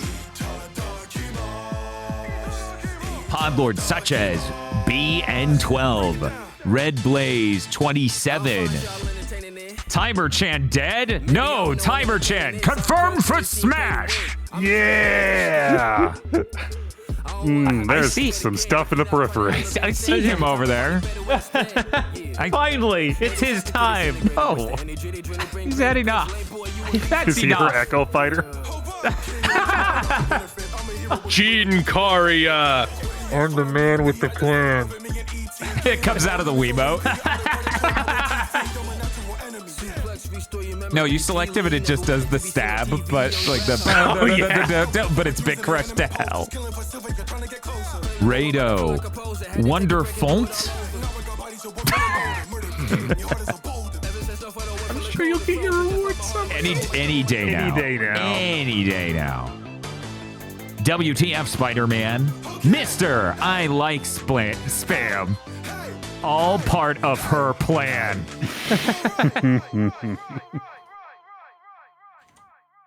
What year is it? Yeah. Yeah. In loving memory of our silly little number on the top left of the screen, you will be missed. Oh, this art's beautiful. Great. Look at that. It's Al Gore and everything. Sad about Xelgor dying. Wait, what? No, this was just a fun photo from our trip to the farm upstate. I didn't bring her back. Chris C. Backup Juicifrost. Cooper Tank. Split Cannon. God damn it. That lightning. After Effects is a very powerful program. God, that's beautiful. Indigo Sykes. Foul Jinx. Ugh. I heard the sound in my head. Oh, why is it worse? I heard the sound in my head when I laid eyes upon this. It was horrible. I will never forgive March 10th for murdering Timer Chan. How can you do this, Mario? Shinji16 really wishes more people would check out Star of Providence. A raccoon mourning the loss of Timer Chan. So sad. It's a shame Timer Chan passed away. I wanted her to watch over the Lords of Shadow on RPCS3 stream. She would be one more thing that could break. Oh, God. Somehow, Osaka has returned.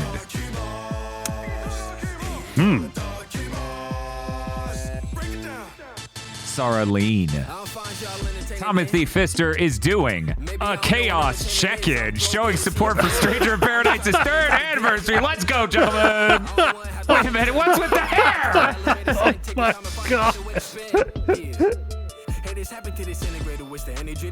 How chaotic. You scalped Timer Chan? Did Chaos kill Timer Chan? That stream was chaotic, so I guess. Yeah. Okay. Okay.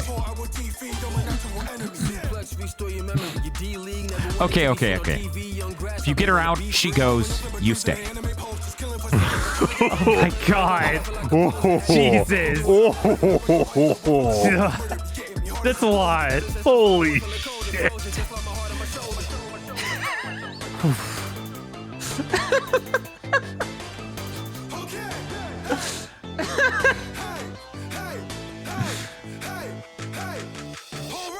Greetings, oh noble lords pods. I greet you with the excitation and revelry may we encounter upon pursuance in the wilds.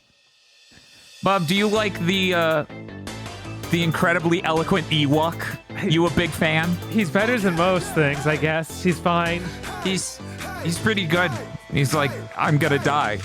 But he spends like several sentences waxing poetic about it.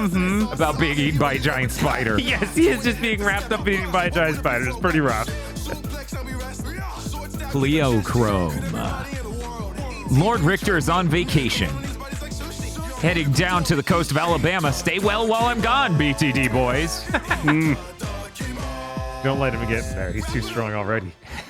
I don't know that we should let Excelgor in the hyperbolic time. Excelgor was wondering why his friends wouldn't tell him where they were going. He found one of his biscuits inside of the hyperbolic time chamber and the door was sealed shut.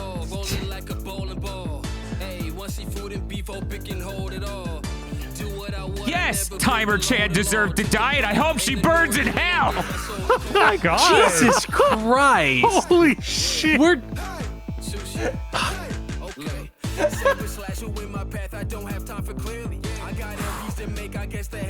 Baba Yaga, the boogeyman. Seriously, that's the class name, and it is entirely made up of John Wick references.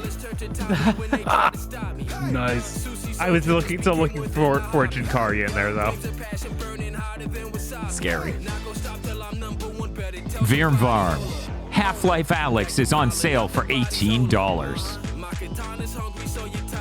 Rip Timer Chan. Oh, that's cute with the colons.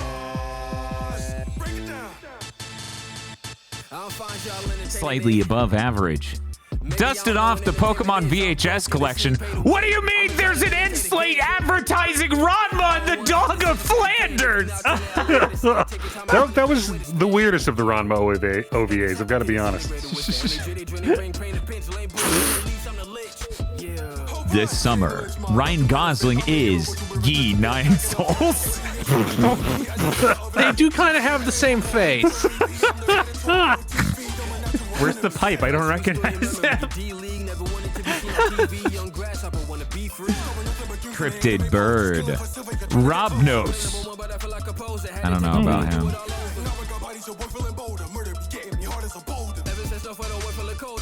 Digital Basic. Oh no, they killed them! Yeah, that figures. They are not to be trusted. I did say it was gonna be soon. Giant meteor consequences. Thank you very much to our pod lords. Thank you, pod lords. Thank you, Pod Lords. Podlords. Podlords! And if you'd like to become a Podlord, you can go to our Patreon at patreon.com/gbpodcast. For as little as $5 a month, you get many benefits, such as early access to Chugging Bleach and To Be Announced. You also get other benefits for other shows we do, such as Gamer Premonitions and Armchair Devs, when indeed such content exists for you to be given.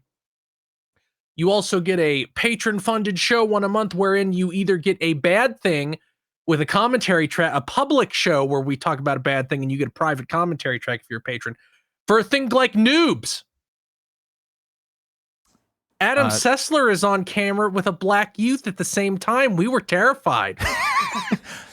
So weirdly enough, Chris, I'm not sure I told you this. During the Giant Bomb, I think it was Extra Lives charity thing last year. Yes, I saw it in the comments of Noobs.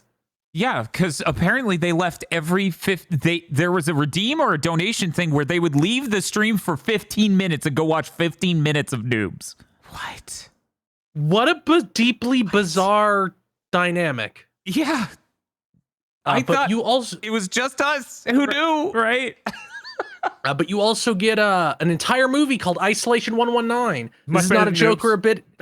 Yes, it is. Yes, it is. It is a full feature-length film about a man going to Thailand to solve the injuring of his brother, but mostly taking the camera around the place he was staying in Thailand to get a tax write-off on his vacation to Thailand. That's patreon.com/gbpodcasts. And please look forward to our replacement for Chugging Bleach, Chugging Juice. Because according to the YouTube AI, that's what we should be making videos about, because it can't put the text Chugging Bleach in a recommendation. Yeah. But if you don't have any money, it always helps us immensely to tell your friends. Rate us on Thursdays. Rate us with a T on your podcasting app of choice, or like, leave a comment and subscribe on YouTube. Patreon.com/gbpodcast.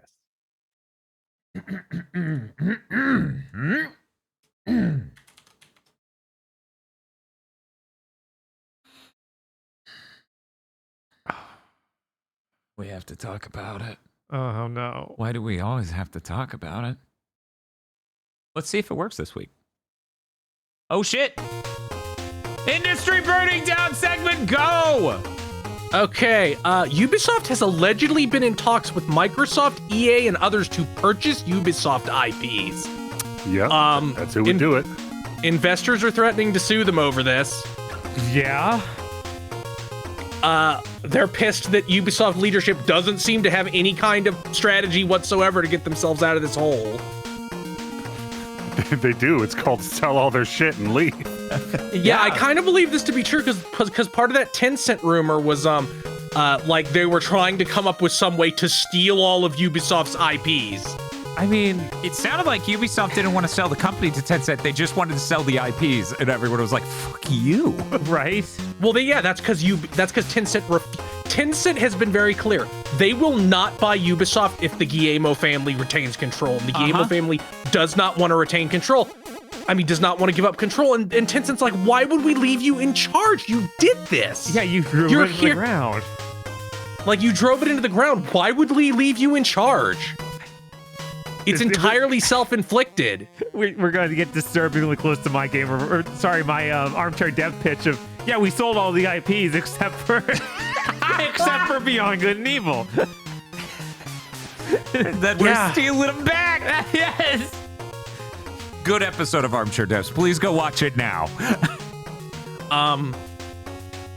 Niantic has sold its development division to Scopely, which I believe is one of those Saudi Arabian funded. So companies. this is literally what leaked a couple weeks ago. Yep. So that's all their games and development. So get ready for Pokemon Go to be unplayable. Well, Womp womp. it's funny. As I understand it, this company, Scopely, is the ones who own Monopoly Go. So we've consolidated the Go, seemingly. Huh. But Scopely, I believe, literally has a record of like, we acquired this mobile game, stuff it to the fucking brim with bullshit. I don't doubt that for a second. Yeah. So get ready to have to pay some kind of currency to throw Pokeballs. I have to wonder, like, with because this is obviously got to be involved with for the Pokemon Company and Nintendo. Uh-huh. If at some point Nintendo's just going to cut it off and be like, yeah, we're shutting it down. We're not Oh yeah, I'm sure at some point Nintendo and the Pokemon Company would be like, no. Turn off the Maybe switch. if the contract says they can. But Nintendo is real fucking, what's the term? Stringent with their IPs, so I imagine that they probably have some kind of escape clause. Oh, of course. Especially since these No, would have been no, contracts originally written with Niantic. They did not have it's the like- upper hand. It's like, okay guys, fuck you, shut it down. 2 weeks later, we're launching Pal World Go, which just happens to have the exact same mechanics and structure, and Sony's stupid enough to get involved with this one. That would be the funniest thing possible because you know a Nintendo lawsuit is headed your way. right. Even if it's So just a vindictive one they can't actually support, Right. they'll do it. Yeah, no. that seems to be what the current one is. Like, it's like, they violated our patent that we got after Pal World launched. Weird. So this leaked almost fucking immediately. People didn't give a shit about NDA. They're like, fuck you, EA. So Skate 4's closed alpha test has begun. They added microtransactions to it, like ones you pay money for, real Bro. money. In the closed out. Yeah. In the closed alpha. Is it alpha or pre-alpha? The document says pre-alpha.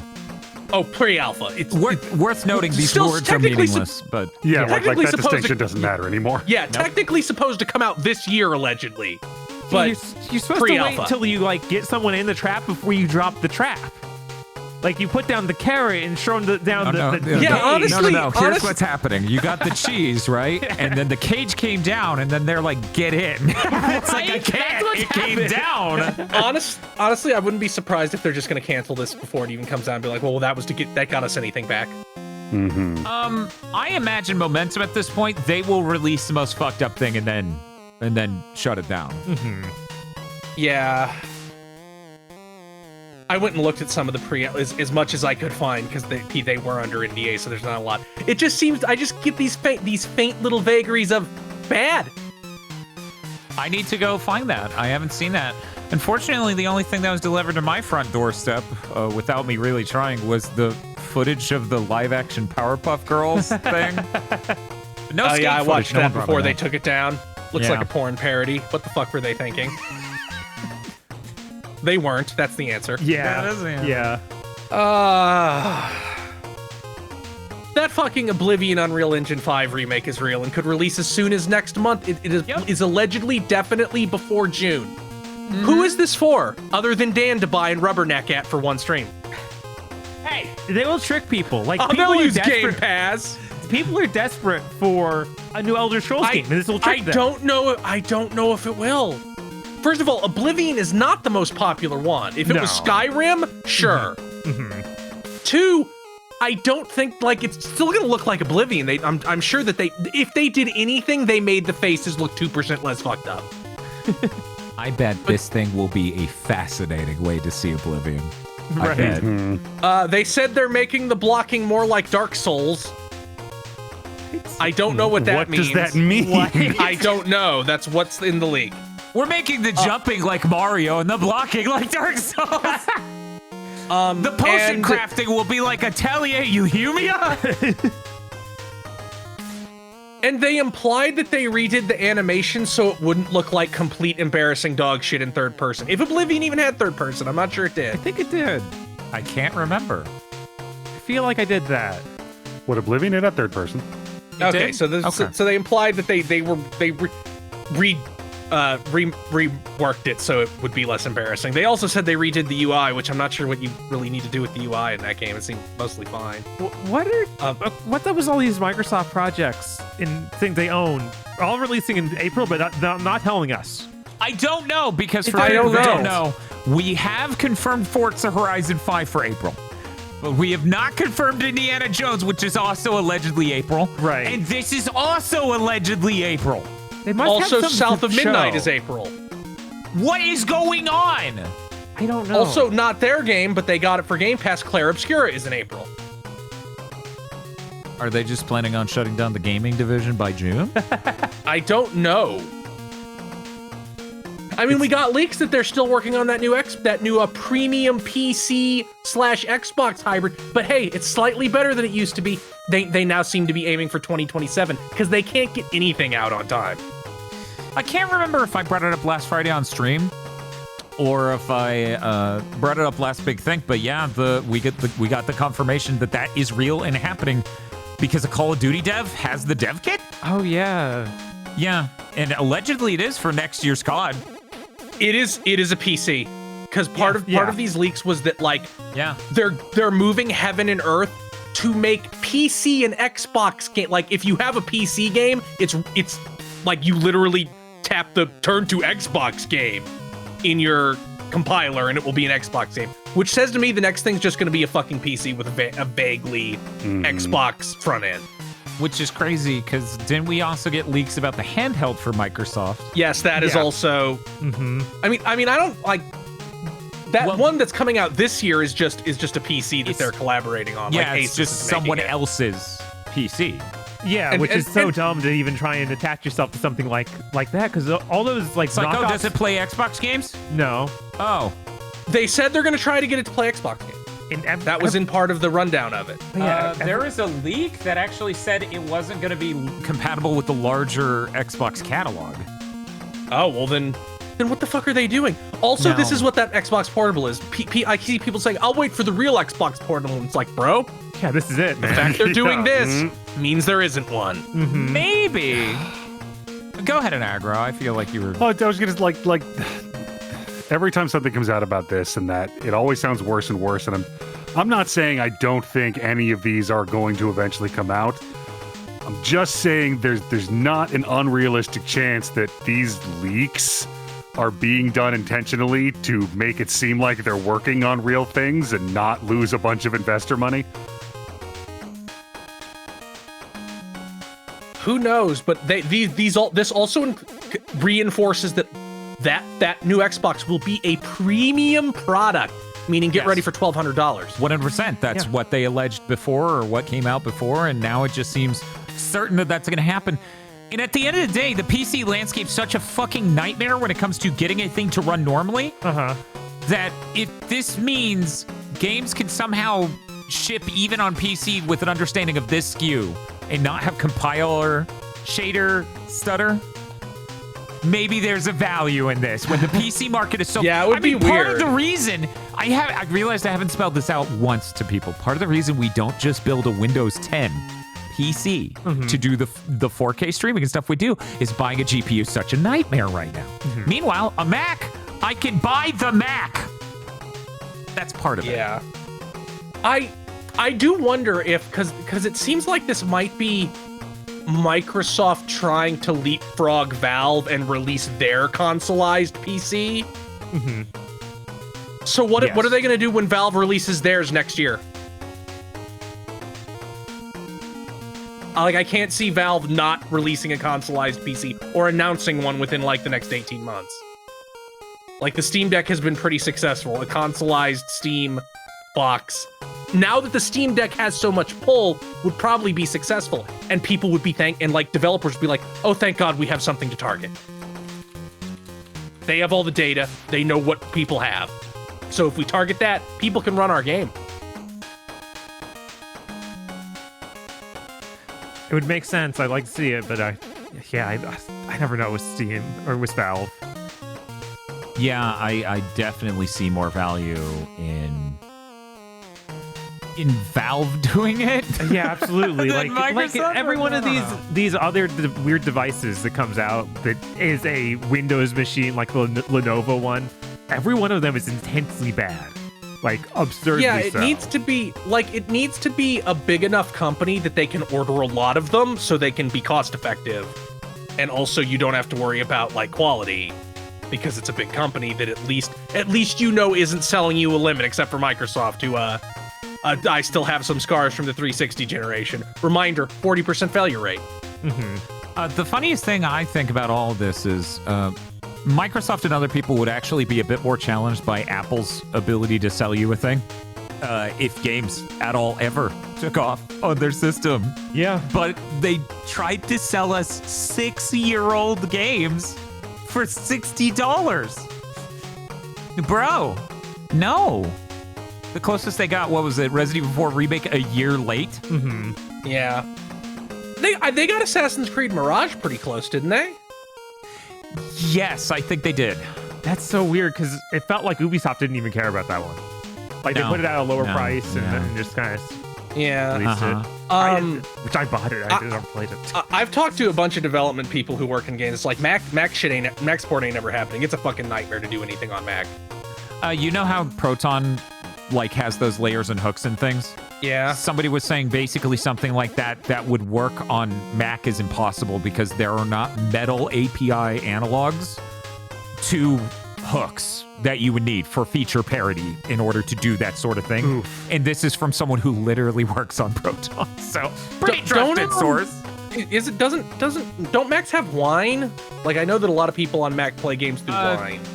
Now Mac has other things. There's other more contemporary things for that. In fact, there's a video that just came out today that was talking about how well that works. We honestly could even do a stream where that would be an interesting thing to look into. But yeah, it's. Anyways, let's get out of the industry burning down. Yeah. There's one more thing. Oh no. Spectre Divide, a service game that launched last year, a free-to-play 3v3 shooter, is closing in 30 days, and the developer Mountaintop Studios is closing. It was literally like, we shipped this free-to-play game, it doesn't make enough for us to stay open. Yeah, turns out it's a really saturated market.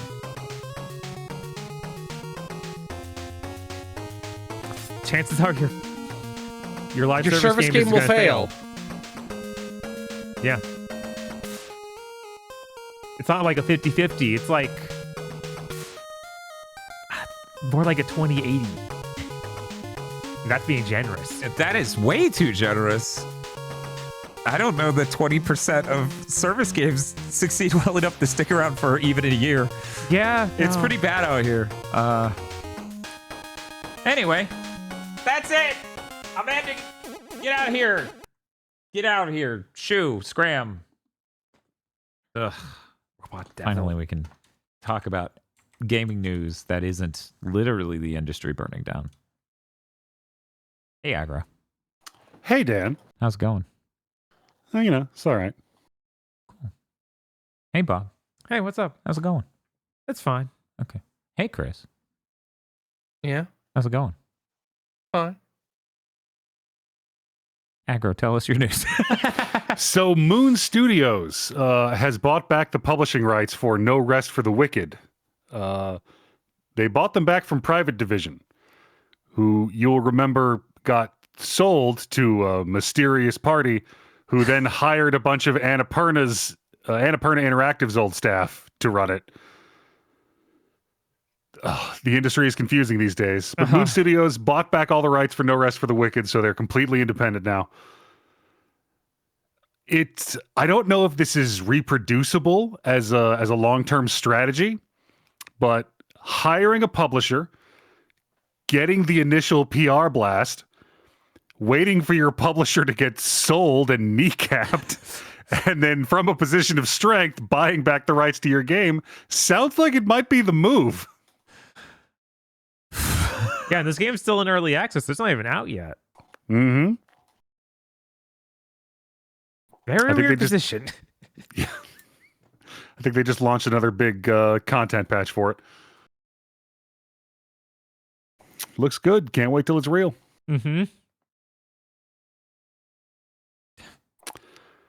Focus Entertainment announced that Saber Interactive, the people who made Warhammer 40k Space Marine and Warhammer 40k Space Marine 2, are making Warhammer 40k Space Marine 3. Oh my god, what a fucking idea! Wow. Right? Wow. They're just making another one of the game they can make and not ordered to make some IP-fueled live service nightmare. But Wow. we need Game of Thrones now. We need more. It's like I keep saying, if they just made, like, go watch the fucking Space Marine 2 stream. I'm like, if they just made more of that game by the Bens, and this industry would be saved. People want these games. Yeah, clearly. Again, and this is really, this might be a stretch. I feel like it's true though. Maybe another strength that we don't talk about enough of Split Fiction is that the game isn't 80 hours long.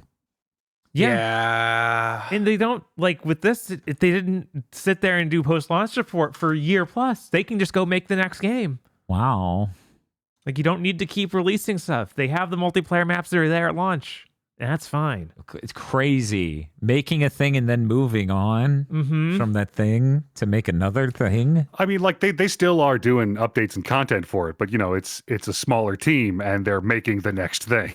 What a fucking concept. I didn't think that was possible after playing Destiny. Because Or anything else. Even then, the base game is tiny there.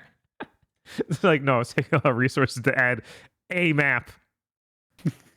It takes even more resources to keep taking those maps away. Bob, Yeah. tell us your news. Tell us your truth. Kojima went to South by Southwest. He do be doing that. He had a panel. On that panel was Troy Baker. And we weren't there. No, but Troy Baker had his hair gelled up, and I couldn't stop just hearing the sound.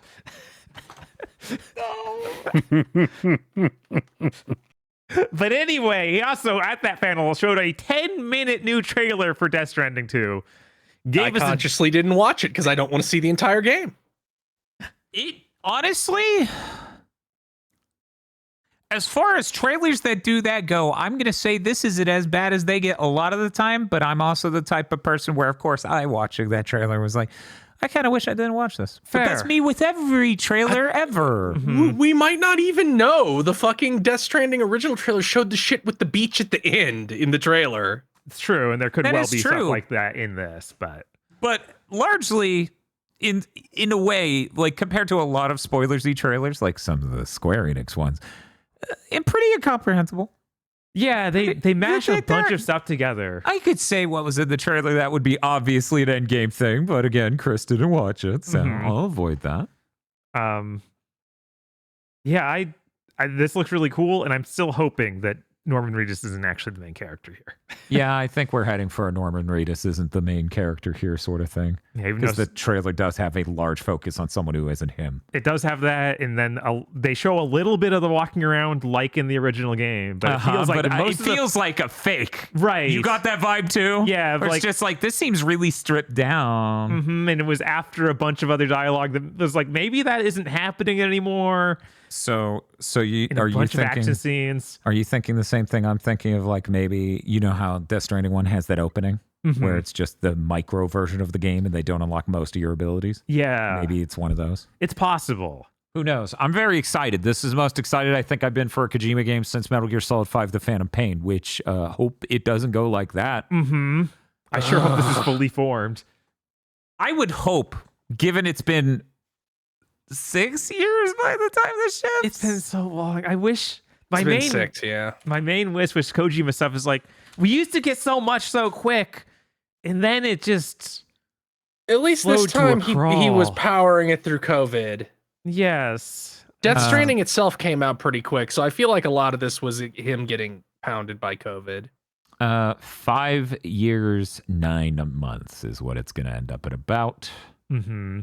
Well, Yeah, Death no. Stranding 1 came out pretty quickly, but 5.5. it was really bare bones. It was, and It it was. seems like it has a lot more stuff. Yeah, it does. I'm really excited for the story of this, just because the two tagline trailers of "Should we have connected?" and "We should not have connected" imply it's going to have a really interesting Kojima-esque story, especially after he was like, Yeah, it was like depressing to do Death Stranding, and then COVID happened immediately. Mm-hmm. So this game will probably be the most, how do you put this? The most anti-globalization Kojima has ever been. I don't know. There's so many possibilities. It feels like it could be something like, yes, you have to form strands to connect with people, but some people just need to die. There's that fantastic line about like the predecessor to the UCA, the United States of America, had a really big gun culture as the skeletons are standing there with military gear. And I'm just like, it's wow. Wow. It's hard. This doesn't It's look hard anything not to anything notice. I've Like seen before. No.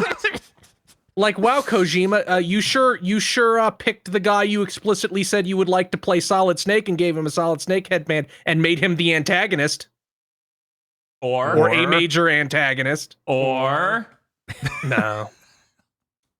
you didn't watch the trailer, right? I saw the guy melting into a skeleton monster. It's complicated. The more I see of this game, the more I'm like, this is just Evangelion 3.3. It's just like straight up. No, it's a good time. Yeah, it's good. It's real good. Yeah, even if I haven't watched the trailer, I saw enough people just doing Kojima posting. It's like, tomorrow's the baby. Tomorrow's the baby from Death Stranding 1. That's why the tagline of Death Stranding 1 was tomorrow is in your hands. Uh-huh. Mm-hmm. And now there's a girl named Tomorrow. Yeah. That's the baby. Yes, no, that's true. Yeah. What? This is too complicated. The only thing that's really awful about this is them doing the digital deluxe version where it's like some people get it 3 days early. 2 days early. I hate 2 this days shit early. so Yeah, much. I'm like, so cool, bad. yeah, I want my blue sky full of fucking spoilers in advance. But yeah, it's out June 26th for the standard edition. And 24th for the normal edition. Yep. Or For the special the edition. deluxe digital edition for $80. What Or an you- asshole, especially since it might be coming out right on top of the Switch too. It might be. And then there's a collector's edition for $230, which has a really cool statue. Yeah, that statue's fucking sick. Which I feel like they put that thing in the trailer because they knew they were making a statue. Yeah, 100%. Otherwise, that would have been if it was in the trailer, it would have been shorter in the trailer. Like even smaller slice of, what is that? Oh, it's gone. Yeah, no, that statue's unbelievably sick. Yeah. That's the coolest statue I think has ever shipped with a goddamn video game. God damn it. This game's bad. Right? You don't Someone know. spent $230 on it. It definitely is way cooler than just the kind of bad looking plastic baby that came as the first one. Yeah. Yeah, no, I'm being sincere. I can't think of a fucking cooler fucking statue that shipped with a video game. Feel free to fill the comment section with it. You got to be specific though. You got to like link a picture too. Well, actually, I think YouTube will filter that. By the way, did you know that I'm not policing you that hard? And sometimes when you fill your comments with cuck or kill yourself, sometimes YouTube, just filters that. And I find out months later, I go, well, they're probably already pissed about me censoring them, which I didn't do. So I'm still not going to approve it. Yeah, no. I had to dig Why through would you? 3 menus to. Dan, you wasted so much potential. You could have made them all insane and think you're watching them. Sorry, I'm watching you all, and the Ministry of the GigaBoots Ministry of Truth has decided you are not to be heard. Let's You move convinced on. them there Yes. was a digital panopticon, and then told them that wasn't real.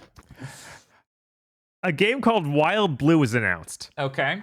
This is made by Chuhai Labs. Shuhai Labs. It's straight up a Star Fox like. It's like they have furries. It looks like Star Fox in every way you can imagine. They didn't put a trailer, so it's just pictures. But this Chuhai Labs is got one of the people who originally programmed Star Fox. Holy shit. It's based in Kyoto. Oh. It has a kind of cringe video from a PR person. But it is not Q Games. They are not Q games, just to make sure you know Do that. not get confused. Even though it has someone from Star Fox, it's in Kyoto, and it has a little bit of cringe PR. Not Q game. Not Q game. I had to watch this trailer. I was like, but you're not? You sure? This joke really lands if you know who the fuck Q Games is, which you will by the time we're done streaming Pixel Junk shooters. But yeah, it looks really cool. I'm very excited. Yeah, this looks sick. This is like one of the prettiest Star Fox likes I've ever fucking seen. Mm-hmm.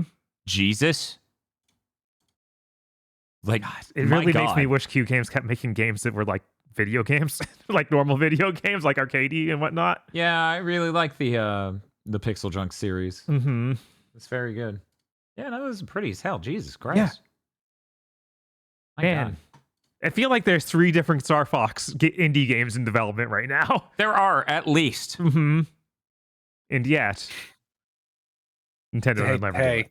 Hey, you don't know that we could be 2 weeks away from them announcing the best looking Star Fox game you've ever seen. We could. And they could put all these guys in the grave. But It, then, it could be like those poor developers who were like, here's our Mario RPG inspired game. And then they announced Mario RPG like 2 weeks later for the same like release window. yeah, that was rough. Yeah. BlizzCon. They announced a new one. What? I did not read Cool. this far in your news. It's September 2026. So they aren't even ready this whole year, Bros, they're still. Is your parent company still going to want a gaming division by then? right? Is Microsoft going to still 2020 September? Okay. Yeah. Bold.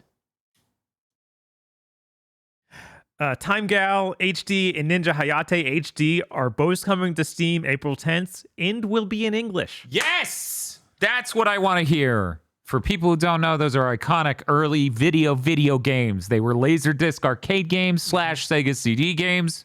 They're dope. Ninja Hayate is Revenge of the Ninja.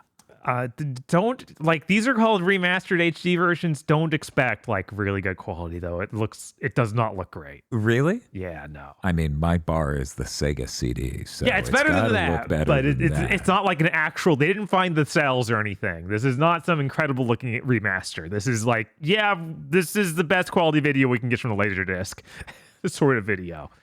So don't expect Dragon's Lair or something. In chat, Matt OB says, the space battleship Yamato game found dead in Miami. Yeah, no, Locked to the Switch in Japan. yep. And it was in the same set of 3, or in the same set as these two. That's rough. It is. Vile.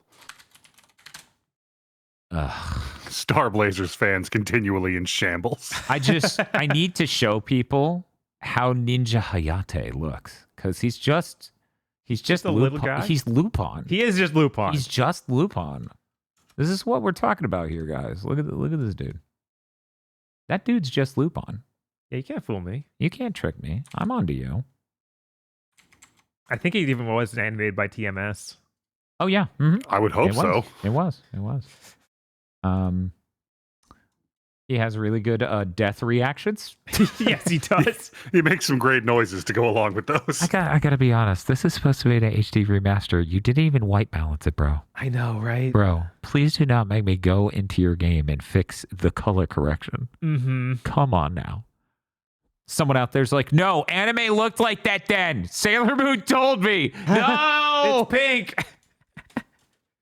Anyway, yeah, that's going to be dope. I'm going to pick it up. And apparently I'm going to have to fix it. Yeah, I wonder if it's going to have the dub because they just had English language support, so it might not actually. You might not get Revenge of the Ninja. Revenge of the Ninja. This was a game I played when I rented the Sega CD from the Blockbuster. Anyway. That was a sad story. What part of that was sad? Ninja Hayate's cool. Anyway, God damn it. They also announced the Trails in the Sky first chapter voice cast, both for English and Japanese. Yes. Apparently, the Japanese ones upset everyone because they didn't get back basically anybody. Yes. American. It might actually be like a Final Fantasy VII remake situation where there is quirky shit going on that would justify a recast, but I don't actually know. Because I haven't played the newest game in the series because it isn't fucking in English yet. But yeah, that sucks. But the English cast is really cool. It might trick me into playing another one of these games. Okay. It's got Johnny Umboss, Stephanie Sheesh, Michelle Ruff. It's literally the cast of Bleach. Yeah. Yeah, they are actually not all of these characters were in the recent Cold Steels and Reveries, but Joshua and Estelle were, and they were indeed those two voice actors. Is Troy So Baker? there's No Troy Baker, unfortunately. Troy Baker was one of them originally, but I assume they didn't even ask this time. Also, he had been recast in subsequent games anyway. That's true. Yeah. Matt Mercer's there. Matt Mercer would like to be known as something other than affordable Troy Baker. Thank you. He would. Aww. Christina V is also there. Hell yeah. Well, now we're heading to Chris news. Hey, Chris, how's it going? God. That Oh good? God, I navigated away from it. I'm doomed. It's over. Okay.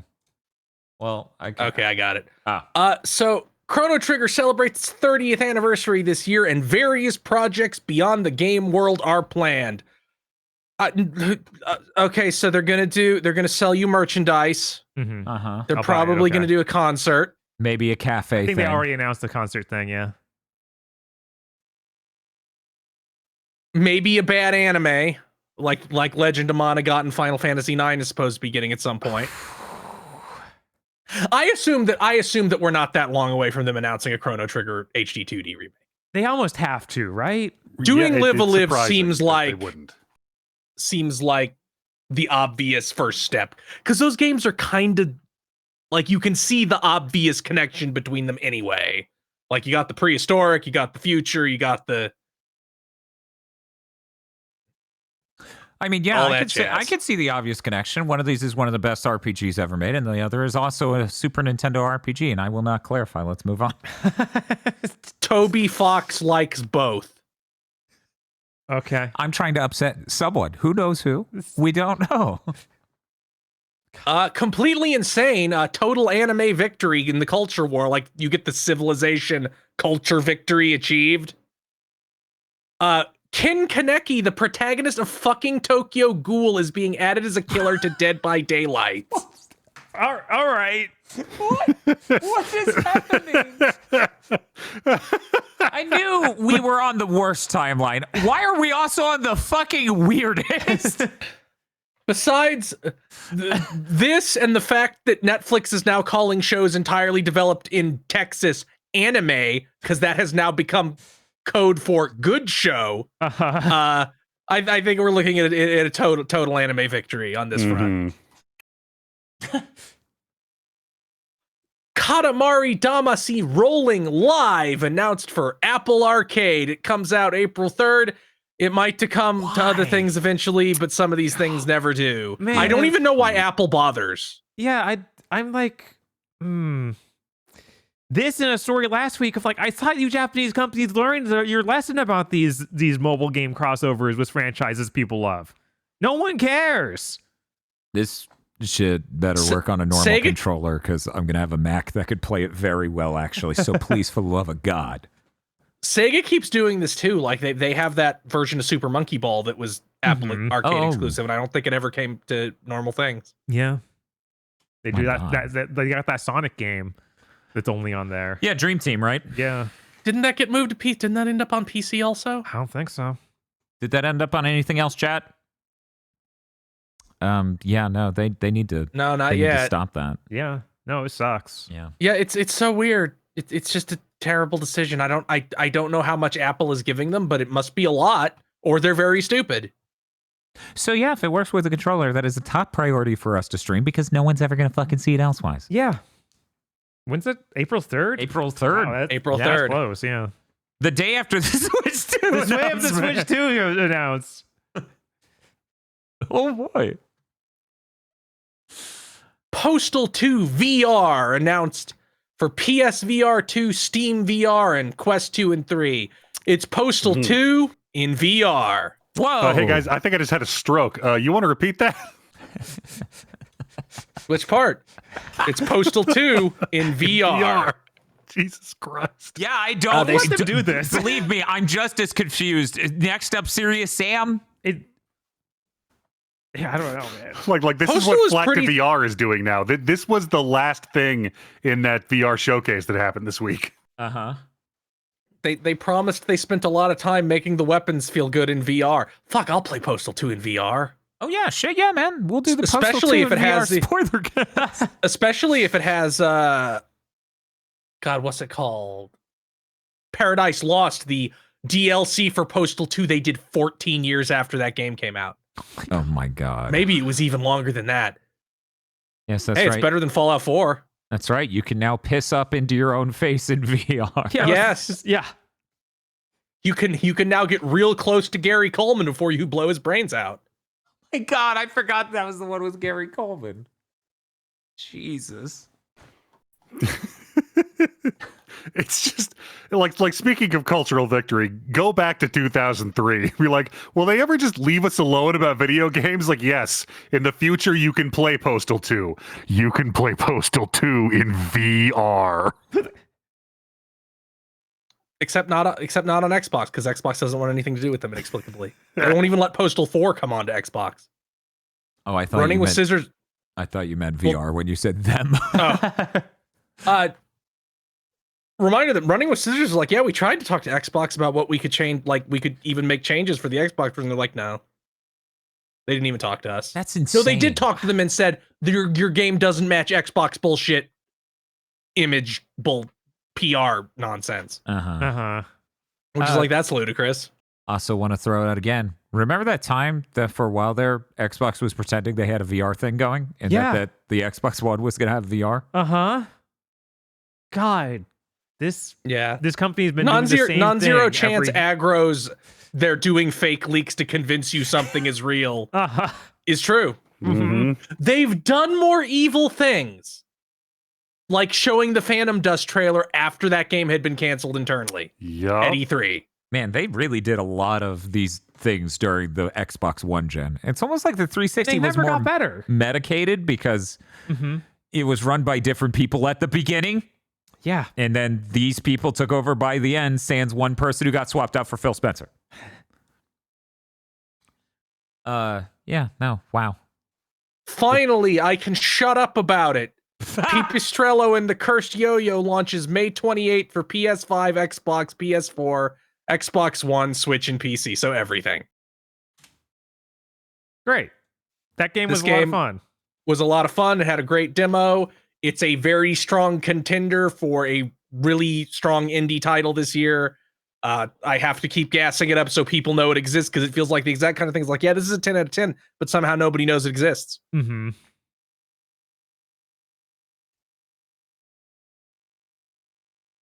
And finally, they finally fucking showed Silent Hill F. It's been long enough. It is set in 1960s Japan. It is a full real-ass Silent Hill game. It's going to have you control a character in third person. It's full 3D, high fidelity. It looks pretty nice, I think. There will presumably be combat. Well, I don't believe the footage they showed any. Like the promo art is the girl holding a bloody pipe. So I assume there will be pipe bonking. The iconic Silent Hill pipe. Yes. They had people working on it in Ryukishio 7 come out and talk. It's a Ryukishio 7 game, which means it will have themes about patriarchy and child abuse. Spoilers. Wow. Yeah, it's not like every single thing he's ever done has those themes. I am genuinely floored they threw this much money into this. That's so much smarter than I expect from Konami. Yeah. Mm. I'm really Yeah, excited for this. It's not a mobile this is game. awesome. Yeah, it's not a mobile game or a visual novel. Or a which is Twitch experience. or a Twitch experience. Yeah, Has crazy. Yamaoka is composing for it, but also Dai and Zato, is that it? Mm. Zaki, Xaki, who are two composers who work with Ryukishi quite often, who do great work, are also helping to compose. He said the development idea was Silent Hill was born as a fusion of Western and Japanese style horror. Basically saying, over the past 20 years, the Japanese part was completely lost. It just became Western horror. So we decided to correct that by making by focusing 100% on the Japanese horror aspect. Which you can certainly tell. You what? I put Ringu in the game. Ringu? Sadako? That's her name, right? Ringu? Yeah, her name's Ringu. That's actually her last name. So you're being very formal. Oh, Sadako-sama. Thank you. They also said this is not connected to any other Silent Hill game, but it will have Easter eggs that fans will point at and go, ooh. Nice. We don't know when it is. It's supposed to be this year. The store listings have gone up, and they're saying release date December 31st, 2025, which means they're targeting this year probably. Yeah. Well, that's cool. It would be neat to see this actually come out this year. It is powered on Unreal Engine 5. Of course. Spec whatever you're playing on accordingly. I mean, it's going to be PS5. Designed for the Series S is what I'm saying to you right now. Please look forward to our stream. Our first Series S game. Nice. The worst part is that means we're buying a $70 digital Xbox game. Oh. Yeah, it won't even be on Game Pass because they know better. We can't trade it in. We can't play it on the PS5 or my PC. Oh, horrific. Yeah, why that needs to be a level of purgatory purely reserved for games on Game Pass. When that terrible Unreal Engine 5 Halo remake comes out and Dan's looking at the PS5 Pro and his 4090 like, I could play it on that, and then his eyes trail over to the Series S. He's like, or we should check our local game store for a Series S to see how much they've had one every time we went, but we forgot to check the last time. We didn't look at the hardware section. I feel like if it's the same one he's had the whole time, I could probably make him a deal at this point. Be like, bro, I'll take that off your hand. It's worth noting, the interesting thing there isn't just that it's on Xbox, it's on Xbox at launch. Silent Hill 5 is still not, or Silent Hill 2 is still not on Xbox. Oh, yeah, because they had that marketing deal with Sony. With Sony, yeah. That's interesting. That's considering the last thing they had that kind of deal with was Final Fantasy VII Remake and Rebirth. I don't think it's ever coming to Xbox, frankly. It does feel that way. I still see people coping like, well, once they release the third part of Final Fantasy VII Remake, they'll take them all over to Xbox. And I'm like, bro, there isn't going to be fucking be an Xbox. Right. That third part comes out. Like in what, 4 years at least? That's not happening. What are you talking about? Well, now it'd only be 3. It could even be shorter because they don't have to grind through COVID. So I need to know, they need to release that PC that is at Xbox before or after Fable comes out, because I need my a prophecy of the best place to play Fable will be a PS5 Pro. Yeah, I need that to be true. I don't need it to secretly last second change to a $1,200 Xbox. Understood. Fable's canceled. Oh, thank God. I've been tired of this. Your wish has been granted. Stupid Namekian dragon. Can you cancel Perfect Dark as well? You get 3 games to cancel. These Dragon Balls are very strong. Okay, so we can cancel 2 games. We can cancel 3 games, but we can't bring multiple people back to life. Or we can cancel 2 games and we can bring multiple people back to life. Or we can only cancel 1 game and then we only have to wait 4 months to cancel another. I'm not really sure how this works. It's so Is there some kind of wish I could pass? I could just pay a subscription to buy. Pay subscription for and get it like a more cogent version of this ecosystem. Do we have a Series S Shenron? Like Series S dash Shenron? Yeah. Hey, I looked up the developer on this again, which we did last time. Okay. For the Silent Hill F.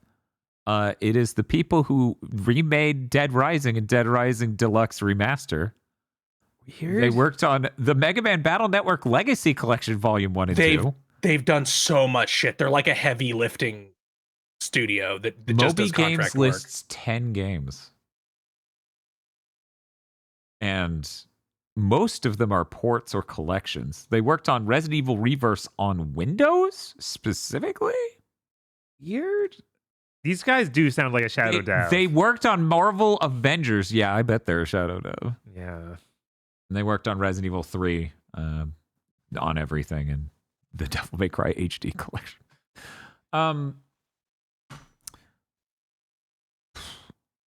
Bob. Yeah. If I get to cancel 3 Xbox games, that means I have to leave Gears of War E-Day alive. Because it would be That might be good. It would be the Unreal Engine 5 remake of Halo 1. Oh my god. Perfect Ark and Fable. Just so I could be like, oh, thank God. I keep kidding. They're just remaking 1. That's so They stupid. haven't announced it. Right. I know. They haven't announced it. But that was the rumors, and maybe that was people misunderstanding what they were doing with the Unreal Engine 5 thing. Yeah, because that thing where they showed the demo of like, this is what it looked like in the Unreal Engine. I'm hoping that people just got confused and thought that was them remaking the game. I'm not that optimistic. It's fair. I'm sure hope they announce Master Chief Collection for PS5.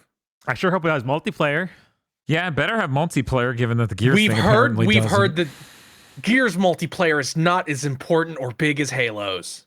I hope they understand that if you don't, that you are morons if you don't get Halo multiplayer. Horde mode working. was one of the most important multiplayer things to come out during all of 7th gen. Yeah, but that's still not Halo. It's as close as you can get without going over. Yeah, like he's only right because it's Halo. Mm-hmm. But yeah, I don't know. Not having the multiplayer in Gears is a tragedy. Not having the multiplayer in Halo is a farce. You released nothing effectively. Yeah. The problem here is also, it would be nice to have a version of that game that is completely fucking detached from Microsoft's ecosystem, so they can't try and make me fuck with any of their weird bullshit to have a lobby with people I know. That's the thing, that the Master Chief Collection's multiplayer lobbying and other things are so broken, it would be the key part of that game to eschew in order to streamline development and get it on a bunch of platforms. Man, if only you did it right the first time. Or the second time, or the years of updates. How did you not do it right for years? So if we need to get Bob into Xbox marketing immediately. So, okay, to give people a preview of how this will probably go, Forza Horizon 5 even has you log into a Microsoft account. What? On PS5. What? Yeah, we didn't cover it because it only surfaces FAQ, but Sony, why are you letting them do that? Yeah, what? That should have been a deal breaker. PlayStation Network FAQ. Q, do I need a Microsoft account to play Forza Horizon 5 on the PS5? Yes. In addition to a PSN account, you'll need to link a Microsoft account in order to play Forza Horizon on the PS5. This process begins the first time you start up the game on your console. 0 copies sold. Or a bunch and people are fucking pissed. They're so stupid. They can't, for nothing, for the teeniest, please sir, may I have a quarter of a cent of user data? We just can't live without the data. Yeah, you totally want your PlayStation Network account to be linked to your Microsoft account that's linked to your copy of Windows. So that way when you get a trophy, it'll ping an achievement that'll then ping your Windows desktop PC. That's what you want, right? What an experience. That sounds great. Has anybody ever once wanted a more, like, if they ever wanted, who wants the blob? Nobody. Like, who wants who wants this endlessly interlinked ecosystem? Fucking no one. No. Yeah, no, absolutely. No one demanded the ecosystem. It was foisted upon us. It's literally a method for psychologically extorting money. Yep. Except it doesn't even do that. It's just an irrational. It is the literal archaic definition of fetish. It is a thing that these fucking CEOs cling to and are like, somehow this is making us money, somehow in some way. That's why the NFTs took off so well, right? Oh, they didn't? Doing it could potentially make more money than not doing it, so it must be done. So,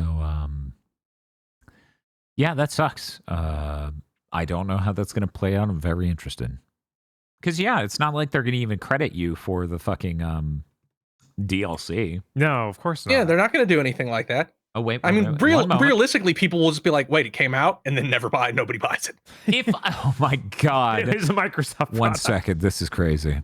If I purchase Forza Horizon 5 and DLC, Car Packs Premium Add-on Bundle, on PS5, do other accounts on my console get access to the game and add-on content? Answer, by purchasing Forza Horizon 5 and add-on content on PlayStation Store, other accounts that are signed into your primary PS5 will also have access to this content. I feel like that's not what they were asking. Right. Like, that's like, yes, this is a basic feature of how the PlayStation works, not Yeah, like the intersection of these Microsoft, accounts. they're not going to give you anything for free, No. and I'm genuinely surprised Sony was even like, no, you don't get to fucking have people on our platform sign up for your shit. They're so stupid. They're so stupid. This Uplay, I guess the EA account is okay because it's how they do the you only have to buy one copy shit for It Takes Two. Yeah, it's literally only okay in that one instance. I had to make an EA account to play Time Splitters 3 online. Yeah. Future perfect. What? 2004. Like, it's insane that, like I keep saying, Ubisoft needs their ass beat for the fact that they have their own separate achievement system on top of the system one. Who the fuck cares if you got a fucking Uplay achievement? Yeah, only a completely broken human cares. That is it. Yeah. Anyway, that's it for news. Yeah. Great. I told this story off content to these people, but I wanted to share it with the audience because I thought this was adorable and something I never could have predicted. I explained to my mother this dynamic of I'm getting a Mac Studio because Windows 11 keeps updating and breaking production software. She was like, that's weird. Windows 11 is fine for me. And then I explained, well, you know, when you do video production and audio production, you do all these complicated things. And then someone at Microsoft goes into the back room with a stick and starts breaking DLLs and stuff and does an update that breaks stuff. You know, that makes it hard. You know, I had to cut back a vacation. I had to cut it short early to make sure this was ready to go on Thursday and Friday that week. That was horrible. So I explained to her I'm getting a Mac. And she goes, oh, and I'm like, yeah, the thing with the Mac, though, they kind of hide some settings. So if you're trying to do something a little bit more technical than what they expect, you have to jump through an extra hoop. They make it more user-friendly. And she goes, that's weird. I always heard the Apples were more complicated than the IBMs. And, like, I feel like a chunk of our audience has no idea what the fuck that means even. Right, it's like, what's IBM? Because Windows PCs used to be called IBM compatibles back in the early 90s. And I was like, this is amazing because that was probably true, maybe. At that one point in time, amazing. I genuinely didn't think about how user-friendly was an Apple II. Yeah, I don't know. Not even a Mac. How user-friendly was an Apple II? Wait, yeah, I had that. Because the Mac, no? Okay. As far as I remember, no.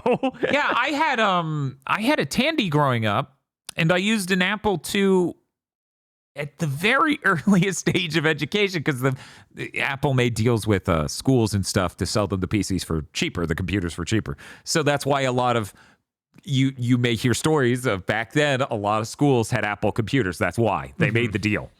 So I got to use them through that and it seemed basically the same to KidMe. And if KidMe thinks it's the same, it probably isn't radically different. Right. Both were text parsers or text browse command line. But yeah, no, it's I remember whatever that computer our other friend had. Yeah, That Yeah, was that was- easier to use than the Apple II was. Oh, wait, was it? I thought his was also because it was you're talking about the friend who had the green monochromatic.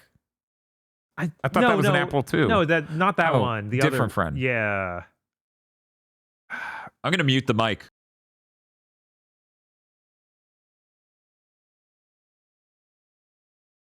Okay, we both thought of the right friend. We're now just disagreeing on whether or not what his PC was. But yeah, no, I honestly was surprised that someone knew, like, had the phrase IBM compatible. Right. They were still referring to PCs. That's as awesome. that. That's awesome to just have that comparison freezer dried, preserved for all this time. That's incredible. This is what it's going to be like 30 years from now when you say Xbox.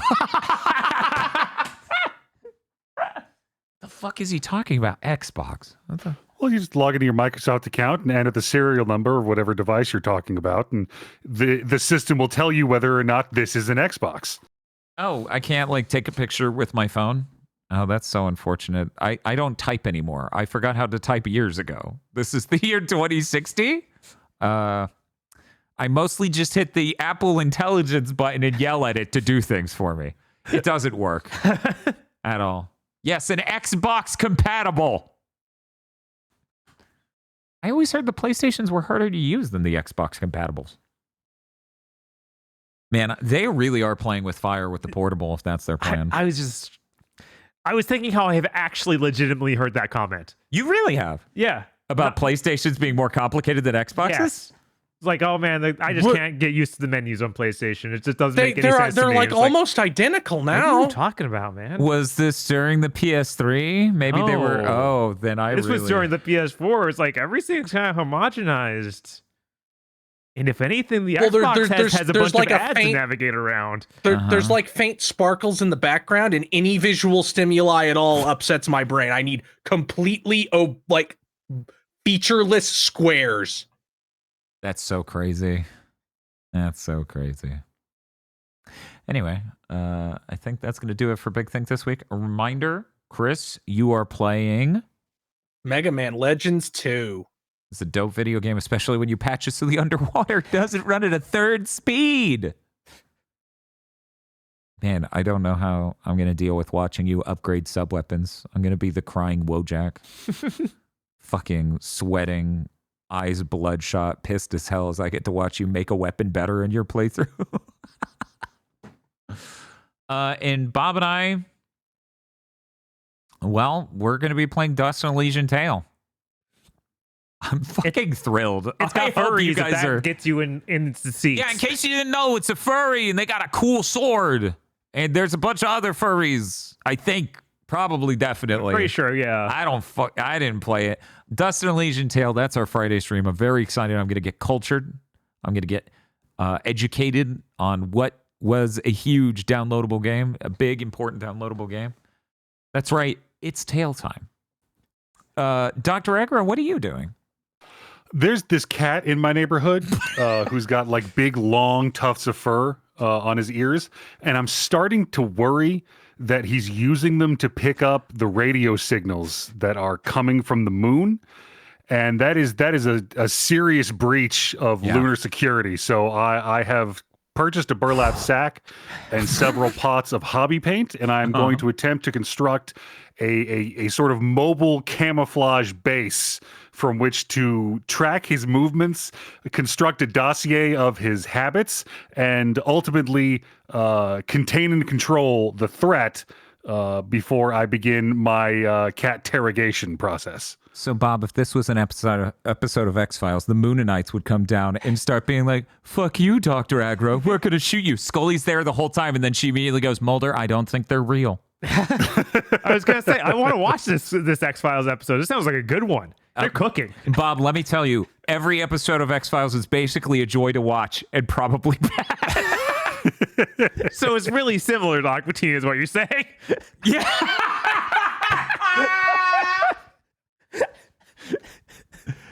Yes. We're ending it on that vibe. Jesus.